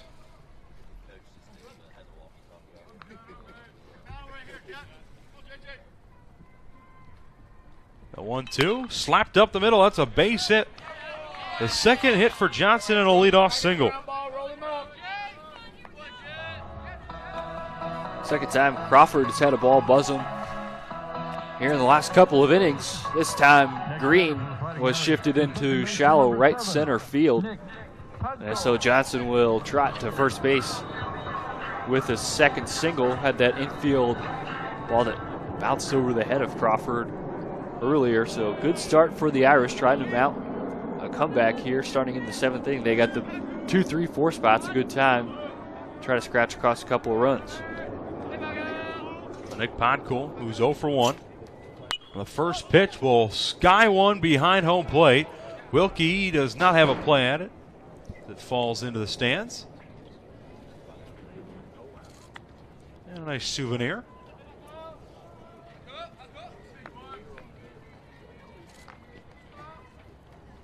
Count 0-1 to Podcool, who got hit by a pitch in the 3rd. That was his last at bat, so the 3rd time through the lineup now. You saw the single by Johnson.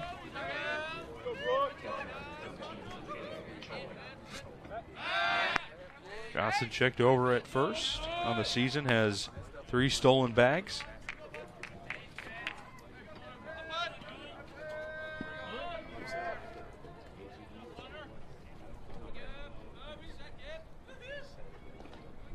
The 0-1. Too low.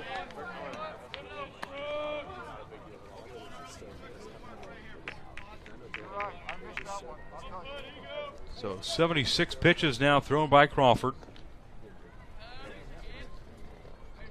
This is the first If he can get it out, this will be the first time he's gone above 5 innings. He reaches that 6th inning mark. He's one of those starters, a Saturday starter, but of course this is a doubleheader today, so he's starting on Sunday, but he's really been effective. And Clemson's staff, led by Monte Lee, now in his 3rd season, have elected to use him in about 5 innings, letting the bullpen take care of the rest. The 1-2 to Podcool. Sky to left field. Orton underneath it. And the easy play for out number 1. The numbers for Crawford this season are really pretty good. He came in with a 3.16 ERA. And I got to think that some of that lack of depth into the latter part of ball games this season has been mainly because of Clemson's bullpen. We mentioned how strong this bullpen is. There's a lot of guys that they can turn it over to. And once this team gets a lead, the bullpen really comes in and closes the door. One of the reasons why, once Clemson gets to that 5 or 6 run spot, they've been so good all season. Hit to third. Bird makes the play, but this throw over to first, over the glove of Williams. Clemson looking for the double play ball. They do get the lead runner out, so 2 outs, but that throw to first, just a little too high. And on base safely is Matt Vierling. Vierling, good speed down the line. And hit the ball terribly hard down to third base. And this throw from Green had to step in the bag a little bit. Williams tried to stretch, and because of that, ball went over the glove. They got that brick dugout over there on the fencing, so the ball bounced off. No error registered to Green yet. Instead, they're going to call it a fielder's choice. So Vierling is on first. 2 outs. And it's Alex Kirshner. The 1-0. Slapped to Davidson. The easy flip to second to Green. And that's another quick inning of work. VC turbo engine. Infinity. Empower the drive. First arm out of the bullpen for either side as Tommy Sheehan's day is done. It's Brandon Kennard. 1-2 record on the season. Just 1 1/3 innings pitched. Has not seen a whole lot of time this season. Did pitch last weekend against Duke. Didn't record an out and he gave up 4 earned. That's why you see the ERA as high as it is. But has pitched scoreless relief appearances against Wake Forest, Purdue, and LSU this season, and gets an opportunity here after Tommy Sheehan finds himself done after 6 innings. It'll be another left-hander for the Irish. Yeah, the finishing line for Tommy Sheehan, 6 innings pitched, gave up 6 hits, 6 earned runs, walked 3, struck out 3, but also hit 3 batters. So 6 free bases awarded to Clemson. They took full advantage. And that'll do it for Tommy Sheehan. You're right, Brandon Kennard, last time out. Bit of a rough go at it. Did not register that out. 4 earned runs. A left-hander from York, Pennsylvania. Just a freshman. Be interesting to see what the rest of the move is. The rest of the way for Mickey Aoki and the Fighting Irish, finding themselves down 6-0. We start the 7th. To lead things off, it's the power hitter, Seth Beer, who is 0 for 2 today. He is 2 for 6 in the series with 2 singles. So no magic yet off the bat of Beer through this series.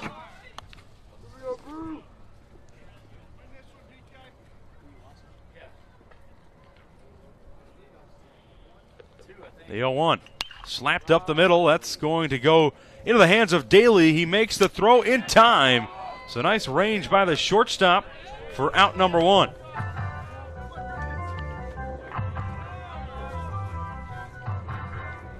Daly again showing off the range for this Irish team. Up the middle, looked like Kennard almost got a back foot on that. And off the mound. Beer, for the first time today, hit that ball with some force, but well positioned again. The Irish infield has been busy, but they have played well. That was good range shown by Daly on that one. He has shown what type of defensive player he can be. A swing and a miss by Williams. Looks like Bryce Gray took the rough end of that one.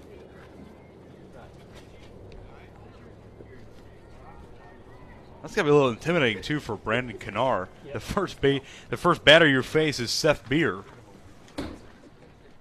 But he's able to get him out, and then the second one, Chris Williams. Yeah, that's a tough task for any pitcher, let alone freshman making just third appearance in the ACC. But this is a young staff overall for Mick Aoki, especially out of the bullpen. And the only way that you can gain experience sometimes, be ready for these opportunities, not only now and in the future, is to get out there and face the music. Yeah, I couldn't agree more, especially in a game they are already trailing in. And how about that? Strikes out Chris Williams. So Brandon Kennard retires the first two. It's his second strikeout of the season, and that's against the power hitter Chris Williams. Well, I have to imagine that Mick Aoki, Chuck Rossano, this Irish pitching staff, had to go to Kennard and say, your job today is to throw strikes. And that's what got Sheehan in trouble at times. And Kennard, for his part, the first couple of batters he's faced, has done just that, gotten out in front. Robert Jolly in for the fourth time. He's 0 for 3 so far. It's amazing, too, for Clemson. With the combination of the 2, 3, 4 hitters, 1 for 10. And if you count Jolly, 1 for 13. So 2 through 5 with that stat line. And you have 6 runs. It's been the end of the lineup and the start of lineup with Meredith 1 for 2 as well. The 2-0. Foul back. And some of those free passes. Runners in scoring position. Clemson 2 for 8. They're better than they were yesterday, but not amazing. Runners on 2 for 11. Well, it's been the long ball. 3 solo home runs for Clemson. Not a team that hits for average. Came into this weekend series batting just .249 as that is lined out to shortstop Daly. He's a busy man over at shortstop. No runs, no hits, no men left on. We head to the bottom of the 7th. 6-0 Tigers. We'll give you another chance in game 2 coming up after this one. So for Brooks Crawford, this is a career-long outing for him. In his junior season, the longest he has pitched is a 5-innings start against Dallas Baptist and a 5-inning start against Boston College. So he starts the bottom of the 7th. He's pitched 6 scoreless innings, 3 hits for the Irish, and will lead off with Nico Cavadas.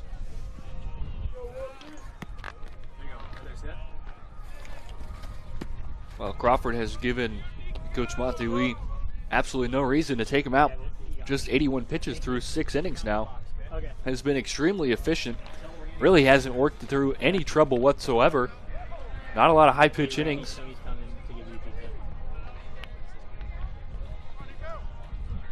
And you figure you're going to have to perhaps dip into the bullpen in game 3 later this afternoon. So might as well ride your starter as long as you can. Yeah, and you could sense that from Mick Aoki, too, on the Notre Dame side. They wanted Tommy Sheehan to pitch for as long as he could, going all the way through the 6th inning. Now a 3-1 count to Cavadas, who's 0 for 2. Flew out to center field and lined out to right. That is on the outside part of the zone for strike 2, now full count.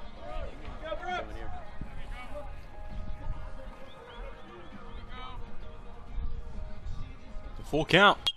Popped him up. Looks to be out of play. Oh no, what a play. in foul ground territory by Cromwell for out number 1. I got it. Almost went out of our sight here up in the booth, down in that little corner, just past the Irish dugout. There's kind of a little jut in the wall there that gives just enough space. Catch that pop fly. Come on, Brooke. Yeah, that was impressive. We've seen a couple of those now. Bryce Gray, the catcher, caught one for Notre Dame right at the netting behind home plate. Yeah, I thought this ball was out of play off the bat of Cavadas. You see Cromwell, who's in at third base, making the catch right there at the railing.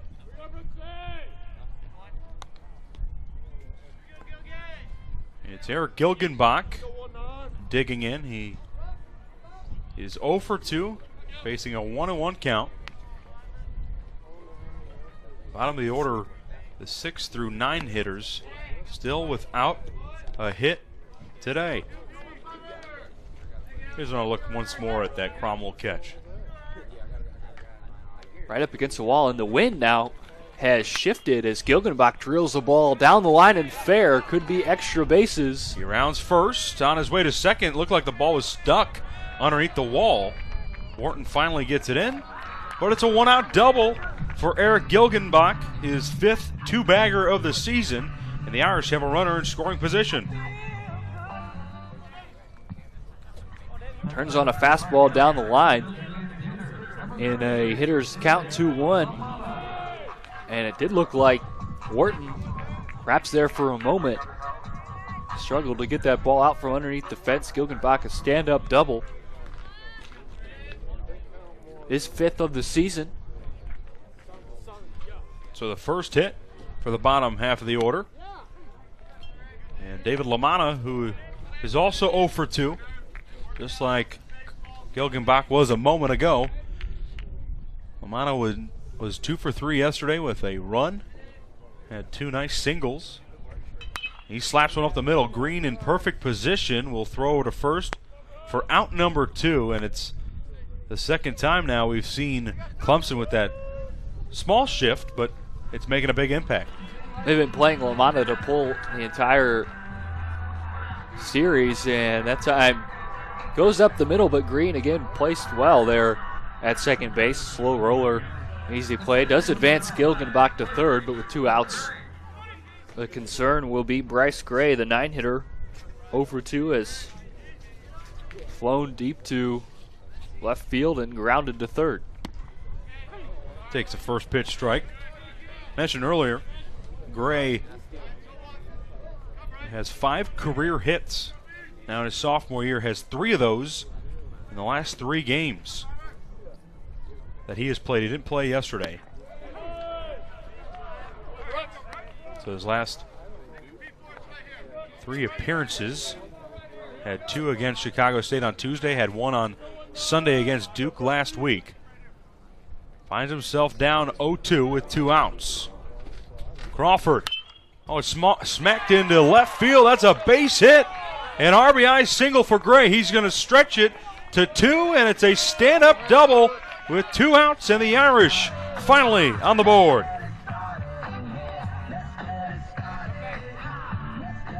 Well, for the first time entire afternoon, the Irish can string together a couple of hits. First hit with runners on base and runners in scoring position, as Gray is a little bit out in front of that offering from Crawford, but he's able to keep the hands through the zone. Rolls over and takes that ball down the line. Daly was showing bunt, will take strike 1 as he pulled back. For Bryce Gray, it's his 4th RBI of the season. Just his 3rd double. But if you put that into perspective, on 5 hits, he has 3 doubles. This one near the same position where Cromwell caught the pop-up from Cavadas, but that one is out of play. And to Gray's credit, he was down 0-2 early in the count, just like Daly is now, and came back and and got an important base hit for the Irish to finally get on the board. Let's go. Get back in there.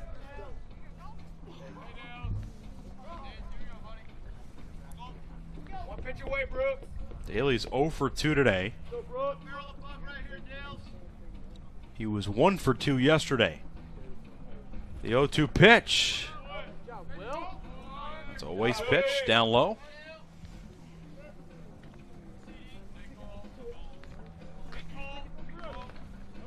Hey, come on, 9. Let's go. Come on, Brooks. Hey, all the way back. It's number 100 coming in here for Crawford. Come on, Brooks. And it's the 1-2. Make it even. Find it, kid. Lead. Come on, Brooks. Brooks, hey. You and Will. Let's go. Daly registered the only strikeout in his last at-bat on Crawford's day. Also walked.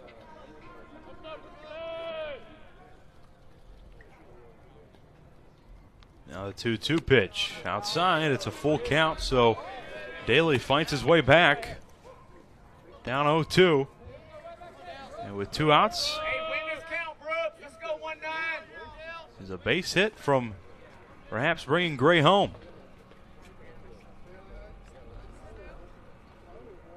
So now a payoff pitch with 2 outs. Crawford smack to right field. This one is carrying back towards the warning track. It's going to be caught right at the wall by Seth Beer.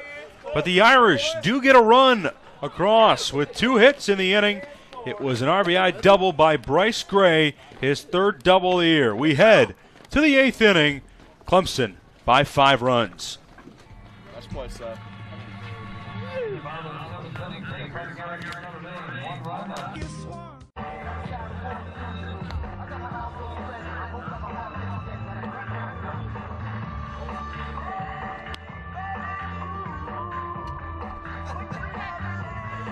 You see Bryce Gray getting that RBI double, got Gilgan back home. The Irish finally on the board for Bryce Gray. 3 hits now, I should say 4 hits in his last 3 appearances. Had 2 hits against Chicago State on Tuesday and a hit last Sunday against Duke. And he might be a tough guy to keep out of the lineup if he continues his hitting. Wouldn't be surprised if we see Lomana and Gray flip spots for game number 2. The 2 catchers, of course, Lomana getting this start today at DH, but we expect to see him back behind the dish for game 2. Hit into center field. It's going to drop for a leadoff single for Drew Wharton, who gets back-to-back base hits. Singled in the 5th, and will do so to lead off the 8th. Next batter for the Tigers, the 3rd baseman, number 25, Patrick. And Brandon Cromwell. Knar still on the mound for the Irish. Had a quick 1-2-3 inning in the 7th, but does give up his first base runner here in the 8th.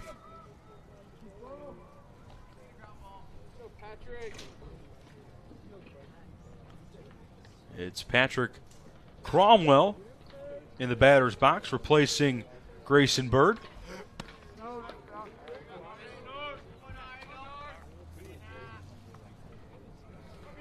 Cromwell yesterday was 0 for 3 with a walk.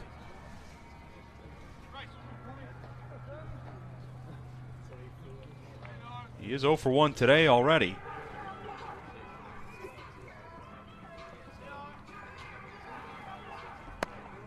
Pitch is high.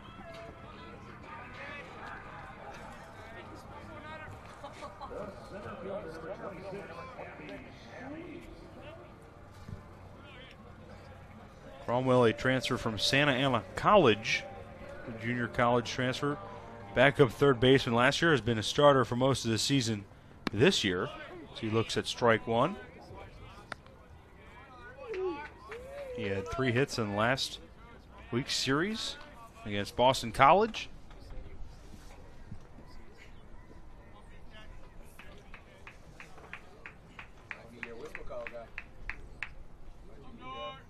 So Wharton at first. The 2-1 delivery from Knar. Outside, and now a hitter's count. 3-1. Action in both bullpens. Halabecki, the right-hander, down for the Irish. And an arm just got up in the Clemson bullpen. Crawford sitting at 102 pitches now after giving up the first run of his afternoon back in the bottom part of the 7th. The 3-1 in the strike zone popped up. Gray sees it, and Gray will make the play. That's the second time Gray has made a nice play behind the dish on a pop-up. This one for out number 1 here to start the 8th. Gray doesn't see this ball initially and then makes the adjustment on the run, makes the catch, and a big out there for Knar as he fell behind in the count. And that'll be it for Knar, who does register 4 outs in 5 batters. And it's a pitching change for Notre Dame.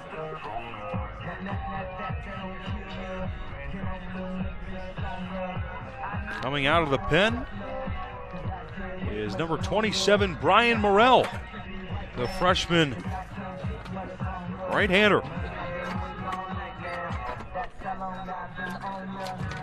And Morrell will be on the mound when we return. Another freshman, this time the right-hander, Brian Morrell, out of the bullpen for the Irish. Numbers on the season, 1 and 2 in an inning and a third of work. 6.75 ERA, although in limited action. Pretty highly rated prospect out of high school, number 03 overall prospect from New York, as rated by Perfect Game. And he was the 2017 third-team All-American out of high school in his senior season. Got drafted by the Phillies in the 35th round, but elected to come to South Bend. Last time he pitched was in a doubleheader against Miami back on March 10th. Went 2/3 innings there, gave up a hit and a walk. Yet to pitch a full inning.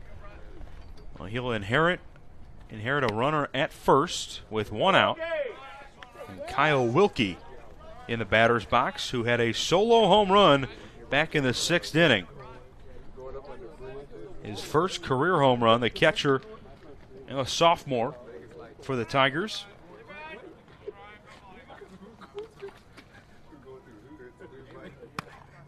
One-0 pitch for ball 2. Wilkie was also an outstanding football player in high school. Went to Creekview High School in Cumming, Georgia, an all-state selection there in his senior year.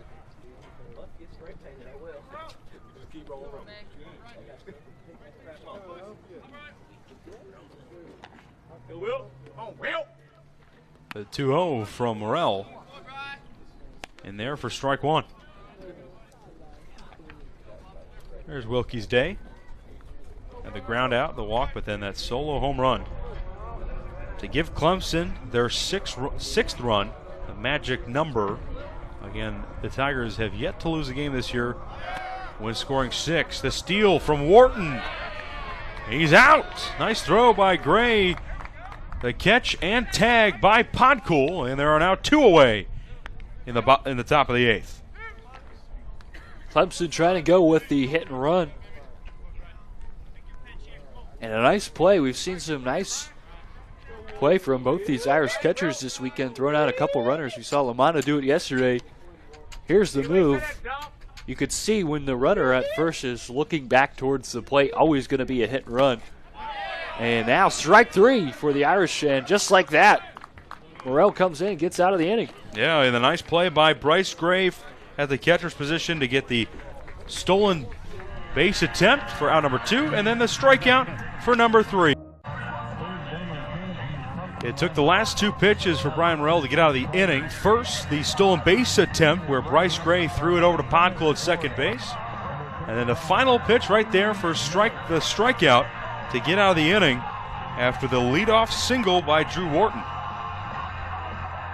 And now a new pitcher on the mound for the Tigers. 35, Ryan Miller. Getting the action out of the bullpen, the senior right-hander. Miller on the year, the 2.42 ERA, 2-1 win-loss record. It's his 11th appearance. 6 walks, 20 strikeouts, so a nice K to walk strikeout ratio. Excuse me.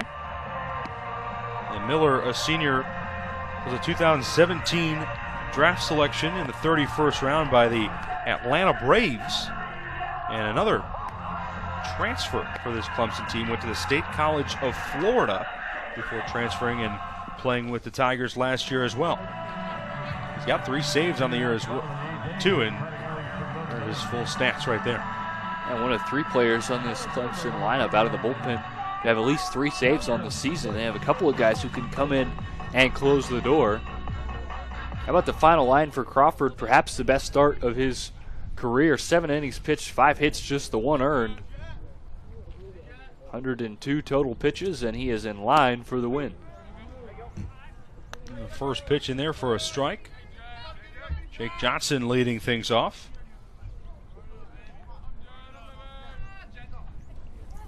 Johnson 2 for 3. That one goes foul. It would have been another hit for him.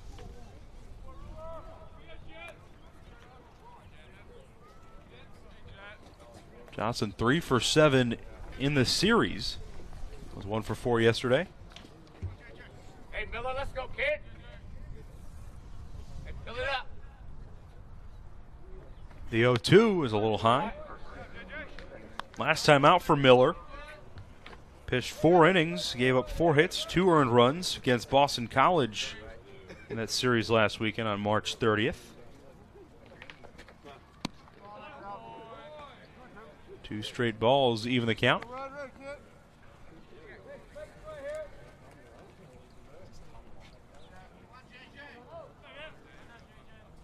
Come on, Miller.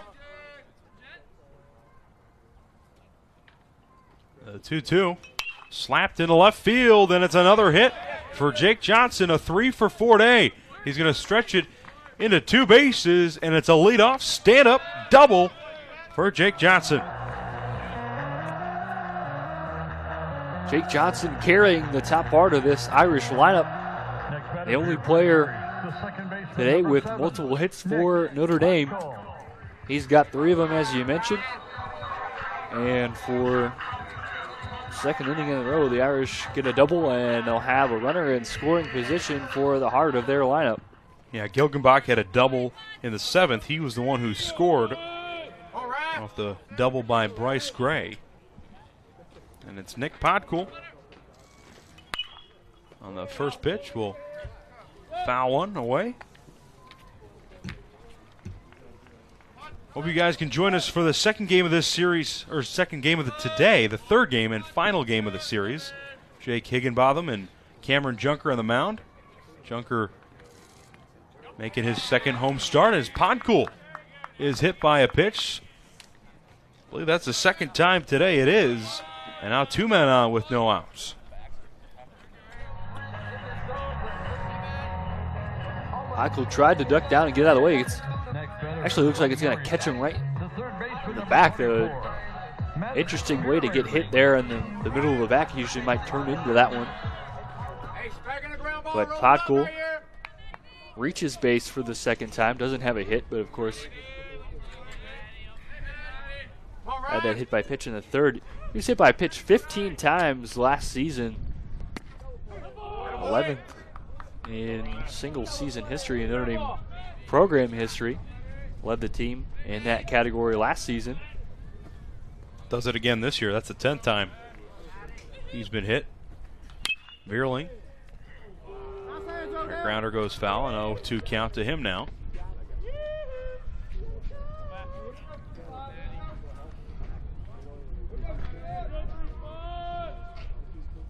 That third game of the series is supposed to start at 2 o'clock Eastern. More looking like 2:30 right now. They'll start 30 to 40 minutes after the conclusion of this one. All right. Go, Riyadh. Go, Riyadh. The second doubleheader played by the Irish this season, the 4th for the Tigers. The Irish have a chance to do some damage here in the bottom of the 8th. Veerling gets a piece of that one. It's in foul territory and out of play right near the Clemson bullpen.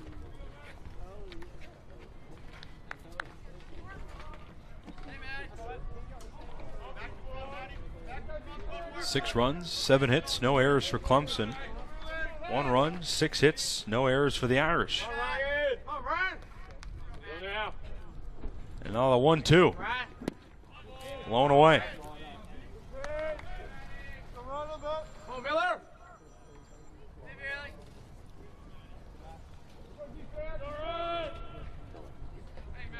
Miller's still looking for his first out of the inning. That's fouled back.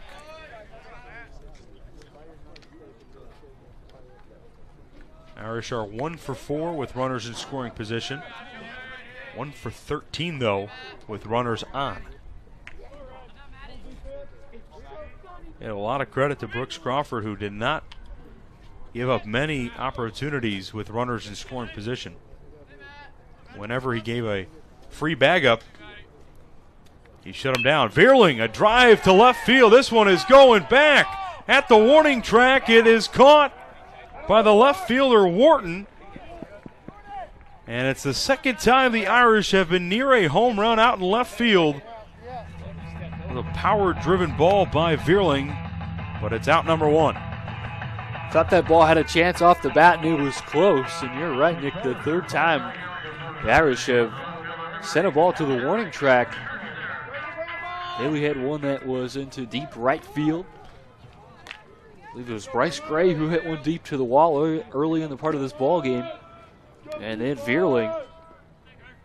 That's really been the difference. The Irish looking for a couple more feet on a couple of hits and 3 home runs. 3 solo shots for the Tigers. Yeah, 2 out to left field, 1 out to right at the warning track.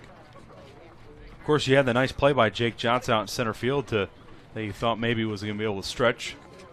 And then also the 3 home runs by Clemson. Now the 0-1. Kirshner fouls it off. He's 1 for 3 today.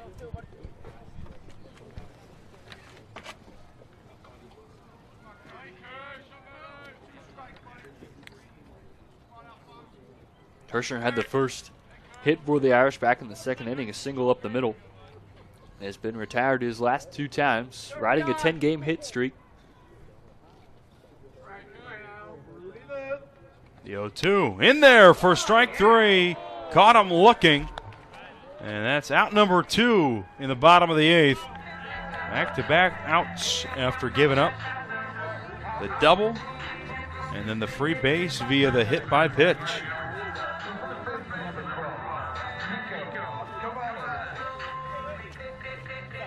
Irish today have left 6 on base. Clemson has left 5. This could be number 7 and 8 if Cavadas can't drive him home. First pitch, grounder to third. Cromwell picks it up, has time, throws over to first to retire the side. The Irish down to the last 3 outs. We head to the top of the 9th. It is 6-1 Tigers here on the ACC Network Extra. We are in the final inning of game 1 of this 2-game doubleheader. Notre Dame won the first game of the series yesterday. Clemson can tie things up if they get 3 outs in the bottom of this inning. And it's Brian Morrell still out there for the Irish. He had a quick inning of work, 2/3 innings pitched for him. And he'll be up against one of the home run hitters. It's Jordan Green, who is 2 for 3 today, followed by the top of the order with T.R. Meredith and Logan Davidson.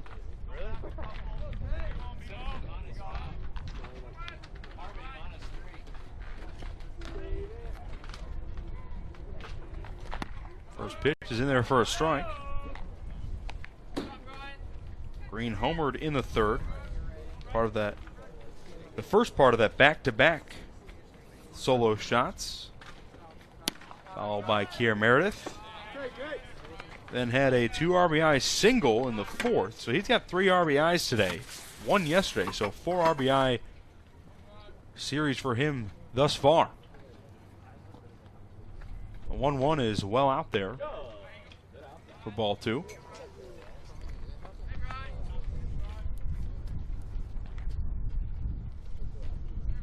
Well, it has been the leadoff spots in the bottom part of the order that have gotten things done for Clemson. You look, Seth Beer and Chris Williams, a combined 0 for 6. If you got to look at that box score, you saw those two with no hits. You might think you're in a pretty good place coming up against this Clemson team. Those are the two guys that you usually look for. They've been on the quieter side, but the rest of the lineup picking up the slack. That's ball 4, a 5-pitch walk to Jordan Green.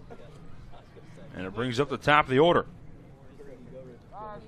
Kier Meredith, who's been hit by a pitch twice today, had the solo home run also in the 3rd, and then flew out to left field back in the 6th. Center fielder number 1, Kier Meredith. Lined out sharply to Kirshner out in left field in his last at bat.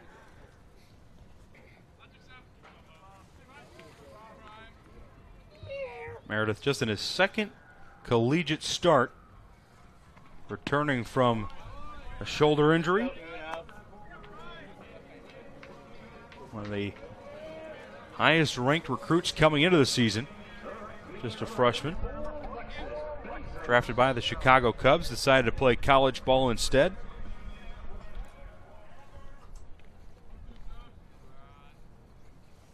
Oh, freshman versus freshman. The 0-1. Swing and a miss. Good breaking ball there from Morrell. Meredith just a double away for the cycle on the weekend. Of course, had that triple for his first career hit yesterday. Had a bunt single as well. Put a ball over the fence today.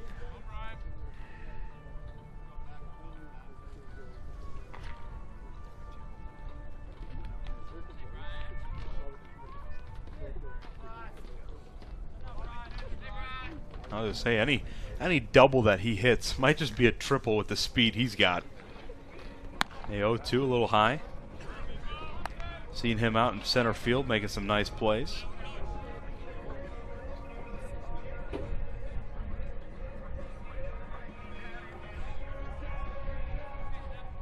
So now 1-2 count coming from Morrell.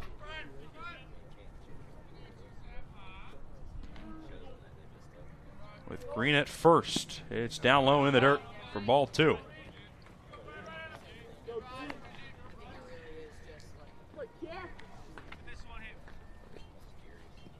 I mentioned it earlier, but I'll say it again. It's Jake Higginbotham, the left-hander for Clemson, facing off against the right-hander Cameron Junker of the Irish for Game 3 of this series and Game 2 of today's doubleheader. Depending on how quickly this one finishes, could start that one by 2:05, which is the scheduled time right now.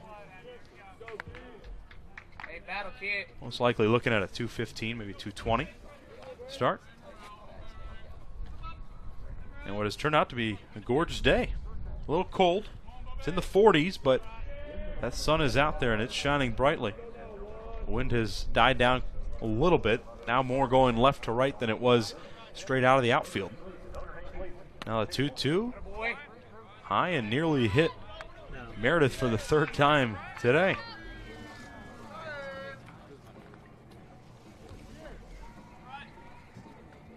One of the only trips Clemson has had all season into the colder climate. Had that series against Louisville last weekend. Full count. And that's going to be ball 4. So back-to-back walks by Morrell to start the 9th. And it's 2 men on with Logan Davidson digging in. Next batter for the Tigers, the shortstop, number 8, Logan Davidson. Way to go, Kevin. Doing an awesome job today, sir. We mentioned Clemson too, Tom, has not played in a lot of cold weather. They also haven't played on the road a whole lot either. They played a lot of neutral games. They're 23-7 on the year, but this is just their 8th road game. They are 3-4, so they haven't really proved they can win on the road quite yet. It had some nice wins against Louisville on the road a couple weeks back, but outside of that, not used to this cold temperature. It looks like they're more comfortable today than they were yesterday. Yeah, they made some adjustments. They've been hitting the ball a lot better than they did yesterday. Of course, Scott Tully had a lot to do with that for the Irish.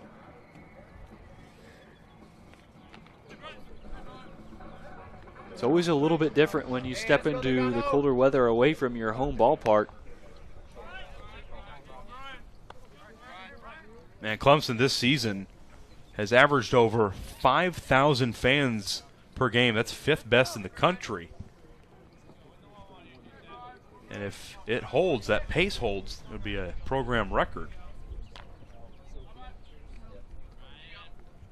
And Notre Dame, another team that's very good at home. They have had winning records at home the last 7 seasons. We're 18-9 here last year. This one is skied high up in the air to right field. Over there is Gilgenbach. He makes the play, but tagging up from second to third is Jordan Green. And I'm sure if Meredith, if it was his call, he would have liked to tag up from first to second, but the right play is for him to take a small lead instead of directly tagging up, but that's out number 1 now in the top of the 9th. Yeah, Gilgenbach does have a strong arm. We saw him throw out Meredith at home yesterday, but wisely does not attempt to try to take Green down, running second to third. Keeps the double play in order up the middle for Beer, who grounded out in his last at bat. Doesn't have great speed. Is a double play candidate. Yeah, it'd be more the worry about getting the guy out at second, about Meredith. That has to be a hard hit grounder, which of course you're going to get most of the time with Seth Beer, who takes a first pitch ball. Beer is 0 for 3 today. Had a quiet series overall. 2 singles in yesterday's game. Did reach base though earlier. On a hit by pitch. That is fouled off.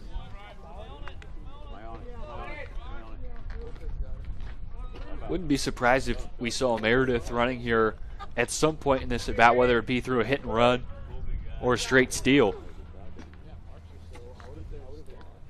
That would eliminate the double play. We've already seen Bryce Gray throw a runner out.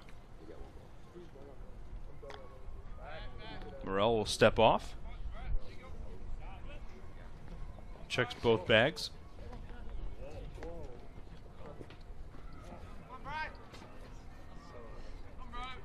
Runners on the corner. 1 out for Seth Beer. The throw to the plate is fouled off down the first base line.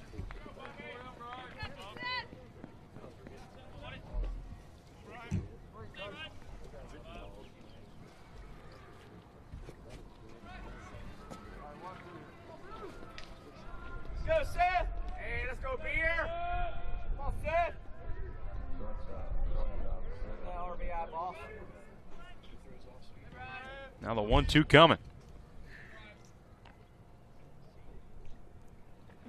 Stealing second is Meredith, but the foul ball will force him to go back. A nice jump by Meredith. He would have been safe, I think, had that gotten by Seth Beer.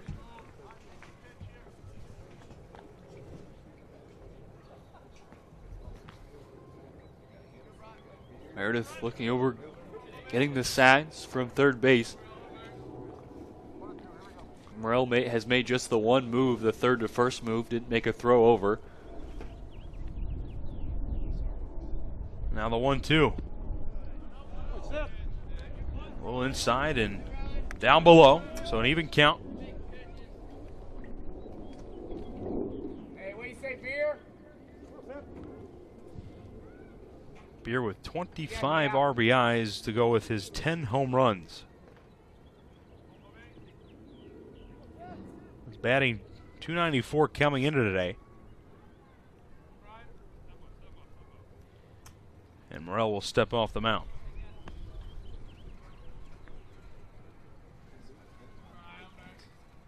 Clemson looking for a couple extra insurance runs before heading into the bottom of the 9th.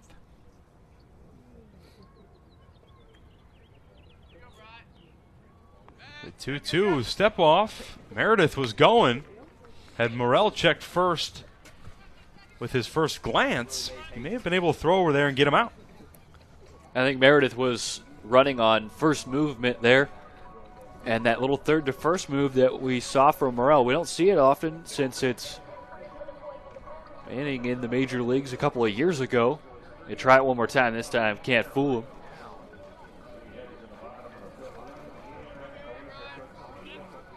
Remember, it was Meredith who got caught in that pickle in between first and second earlier in this game. He ended up being safe at second, but Green was out at third. Bryce Gray will not throw to second as Meredith steals his first bag of the year and the first of his career. And it's now second and third, one out, and a full count.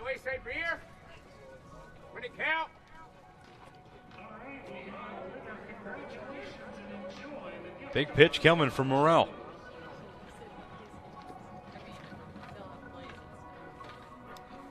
The payoff pitch, swing and a miss.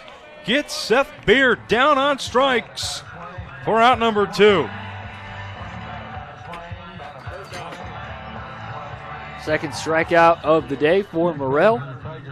Van Wilkie back in the last frame. He gets a big strikeout there from Beer, who came up with another RBI opportunity and couldn't quite come through. That'll do it for Morrell. What a nice showing for him. His first appearance over an inning long. Gets 2 outs here in the 9th, got 2 in the 8th, and that'll do it for him. And the incoming pitcher is Joe Boyle. The right-hander, he'll be on the mound when we come back. Here. Fourth pitcher for the Irish, and it's the 4th freshman for Notre Dame. Right-hander Joe Boyle making his 5th appearance out of the bullpen. An interesting pitcher this season for Notre Dame. A really highly touted prospect, number 2 overall out of the state of Kentucky. He's made 5 appearances, but he's only pitched a third of an inning. In his last 4 appearances, he has not registered an out, but he's given up a couple of earned runs. That's why you see the ERA at 81. A couple of earned runs against Purdue, or rather Seattle, and then against Duke last weekend. Yeah, so the 81.08 ERA is not indicative of what I think he can do. 3 earned runs, just the 1/3 out recorded for him. A top 55 recruit, as you mentioned, really good out of Kentucky. 6'7", 220. The Irish really excited about him, but he's a young guy. And I think they're waiting for him to not only mature as a student athlete, but also as a guy that takes control of the mound. And he's got to face off against a veteran in Chris Williams. Williams is 0 for 3 today, but has certainly shown what he's capable over his career. The 1-0 from Boyle. Grounded foul. And it's a command issue, some mechanics. He's got that high leg kick, throws the ball hard. Of course, mentioned that big frame. And when he's gotten into trouble, he had 3 walks in that appearance against Seattle, 2 against Duke. And so those are some of the big concerns, but you can see the stuff. It's electric stuff as Williams swings over the top. Yeah, it's been control. We've talked about that multiple times today, and you mentioned earlier, this is the 4th freshman the Irish are putting out there. That's the problem with a lot of freshmen. It's just the control. And once guys like Boyle and even Tommy Sheen, the starter today, when they get that stuff going, it is tough to hit. And so I think this is a pitching staff that head coach Mickey Oki and pitching coach Chuck Restano, they're very excited about. And Joe Boyle is certainly one of those guys that leads that pack. Got a 1-2 count on Williams, so he's ahead in his first at-bat encountered. Williams, who struck out in his last at-bat, will take ball 2.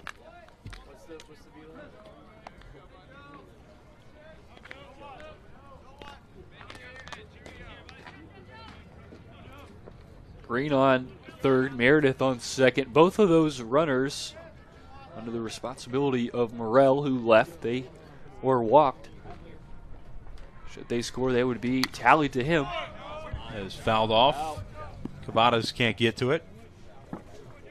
And they're both going to score on a base hit. You can almost guarantee it with the speed of Meredith, unless it's an infield single. Even then, I'm not sure he wouldn't try. Right. Yeah, we've seen his aggressive base running already in this series. Now the 2-2 from Boyle. Smack towards short. Meredith had to hop over it. Fielded by Daly. The throw to first. Nice glove by Cavadas at first for out number 3. Boyle does his job and gets the third out of the inning. We head to the bottom of the ninth. The Irish need 5 or more to tie it or win it. There's your line score. 6 runs, 7 hits, no errors for Clemson. Irish just with the 1 run on 6 hits. They need their bats in plenty to start the bottom of the ninth. It's the 7, 8, 9 hitters. And Ryan Miller back on the mound to finish this one off. Leading off the bottom of the ninth inning. The Irish bats have looked better in the last couple of innings. A couple of doubles. They got that run scored back in the 7th inning, but for the most part, they've been quiet. It'll be the bottom part of the order that has to try to turn it over. Gilgenbach, LaManna, and Gray combined 2 for 9. Gilgenbach takes a big swing at it for the first pitch. Doubled in his last at bat. He did, and scored.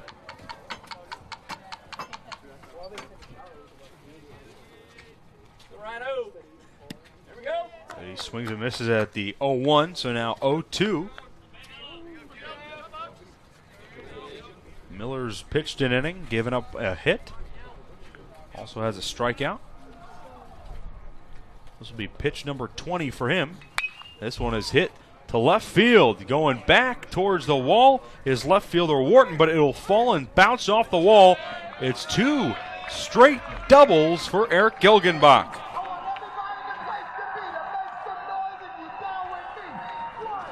Gilgenbach coming through there. And an 0-2 count gets a elevated ball up in the zone, does not miss. And Wharton unable to get there, ball off the top of the wall. And Gilgenbach, a good start for the Irish. If they are going to string together a comeback, it's going to be hits like those. Going to take a couple of doubles or more. And pinch hitting for the Irish, it'll be Daniel Jung, the sophomore. He pinch hit yesterday, and how about a home run? There's a solo shot to right field.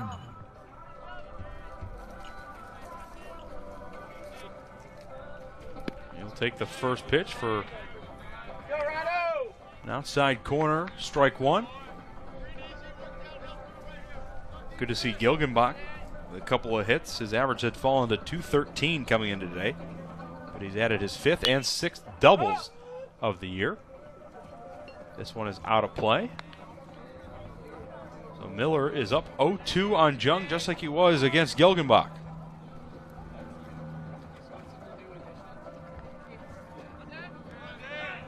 Jung, just a sophomore from La Mirada, California. Saw a lot of time at first base last season. Came in yesterday for Cavadas with the Irish lead. Comes in a lot for defensive purposes later in ball games. But as you mentioned, Nick, added bonus yesterday with the home run. He's got a big mitt over there at first base. Really solid defensively. That's why he started 48 games last year.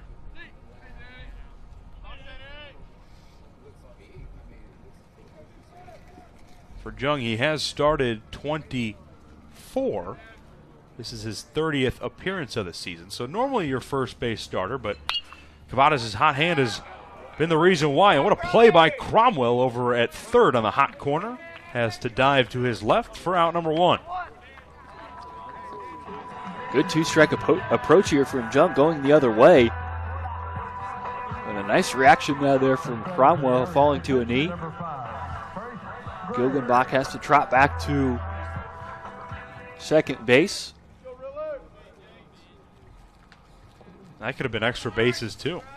So big play by Cromwell. He's had a couple of nice plays at third today. Not the original starter, but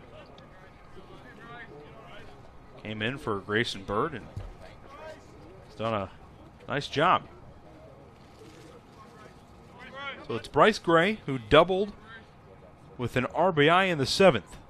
It was this exact situation that he saw in the 7th inning with Gilgenbach on second base and 1 out.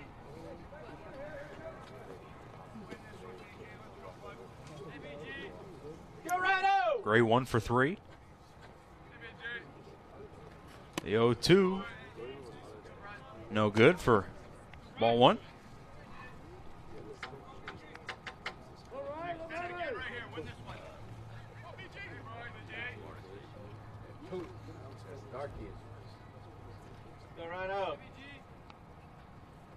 Now the 1-2. Swing and a miss. Strike 3. The Irish are down to their final out.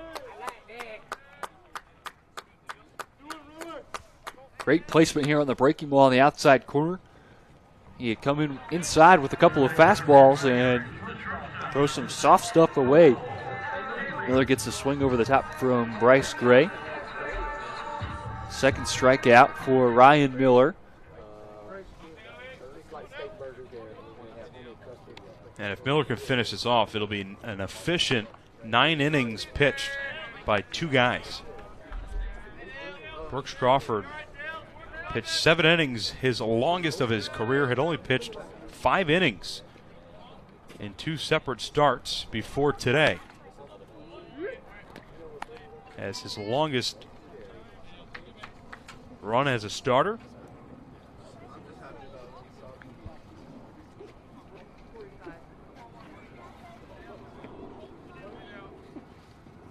A 1-1 to Cole Daly, that's strike 2. Home plate umpire A.J. Lastaglio has had quite an outside corner today, but he's kept it fairly consistent. The Irish down to their last strike. That one is high, though, to even the count.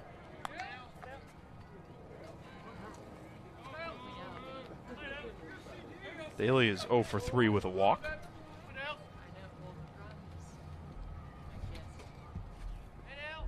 And now the 2-2. Fouled back.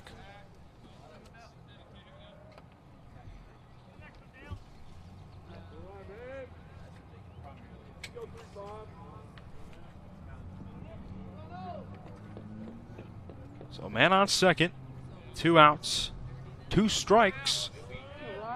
As Miller tries to seal the deal, it is grounded towards second. Green will make the play in time. No, he lost it, excuse me.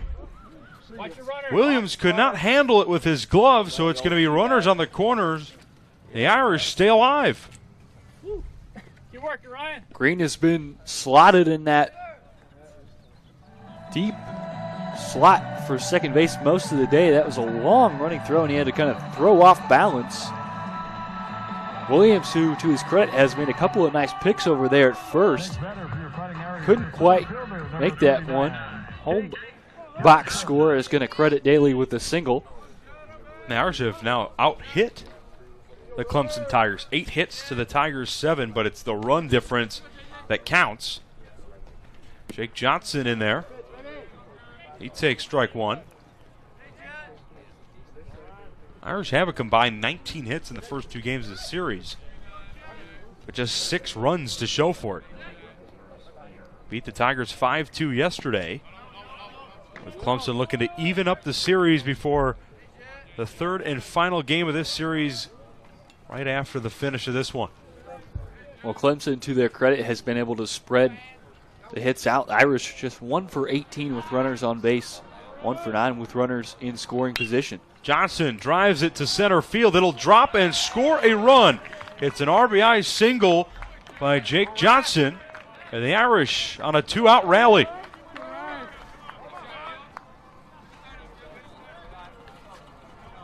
Well, Jake Johnson, one of the lone offensive bright spots for the Irish, 4th hit today. And that floated into left field, and Meredith playing no doubles defense there very deep in the outfield, has no choice but to let that drop in front of him.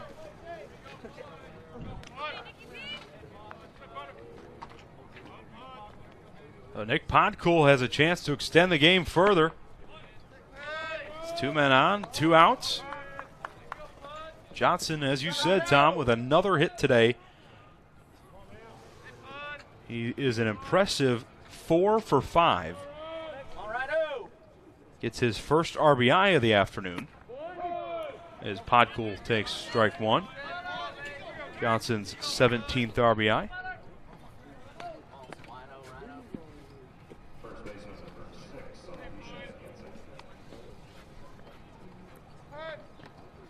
One hit to left field. This one is carrying back. It's going to bounce off the wall. Coming around third is Daly. Johnson held at third, and it's an RBI double for Podcool. And the Irish continue to threat here in the 9th. Give this Irish lineup credit, if anything, not going down without a fight. Podcool drives this ball well into left field, right at the base of the wall. Wharton got to that ball pretty quickly, but Daly scores easily. Johnson moves to third, and a 2-out RBI double for Nick Podcool has brought up the tying run to the plate in Matt Vierling. Irish now with 10 hits, 3 runs to show for it, and showing some life here in the 9th. See the Clemson bullpen? Looks like Miller's going to stay in here. But it doesn't get any easier with Matt Vierling. He is 0 for 4 today. But with 4 home runs, 23 RBIs, Vierling has a chance to continue the damage. All right, Ryan, you got to be big up here. Let's go, kid. Let's go 3-5. Come on, 3-5. So second and third with Podcool at second. Johnson at third. Vierling calls time. Vierling, who has hit safely in 19 out of his last 22 games, does not have a hit today. First pitch, ball 1. Clemson outfield playing very deep. Wharton a couple of steps off the warning track. Meredith in center, playing at a similar depth. Definitely a no doubles defense. Vierling to center field. It should be a play for Meredith, and it is for out number 3. The 2-out rally in the 9th falls short, and Clemson has evened the series at 1 apiece with a final game coming up in just a half hour. Clemson got back to their bread and butter. A great pitching performance from both the starter and the bullpen. And 3 solo home runs. They get their 6 runs. They still have not been beaten when they score 6 or more. And they even the series with a chance to take a road ACC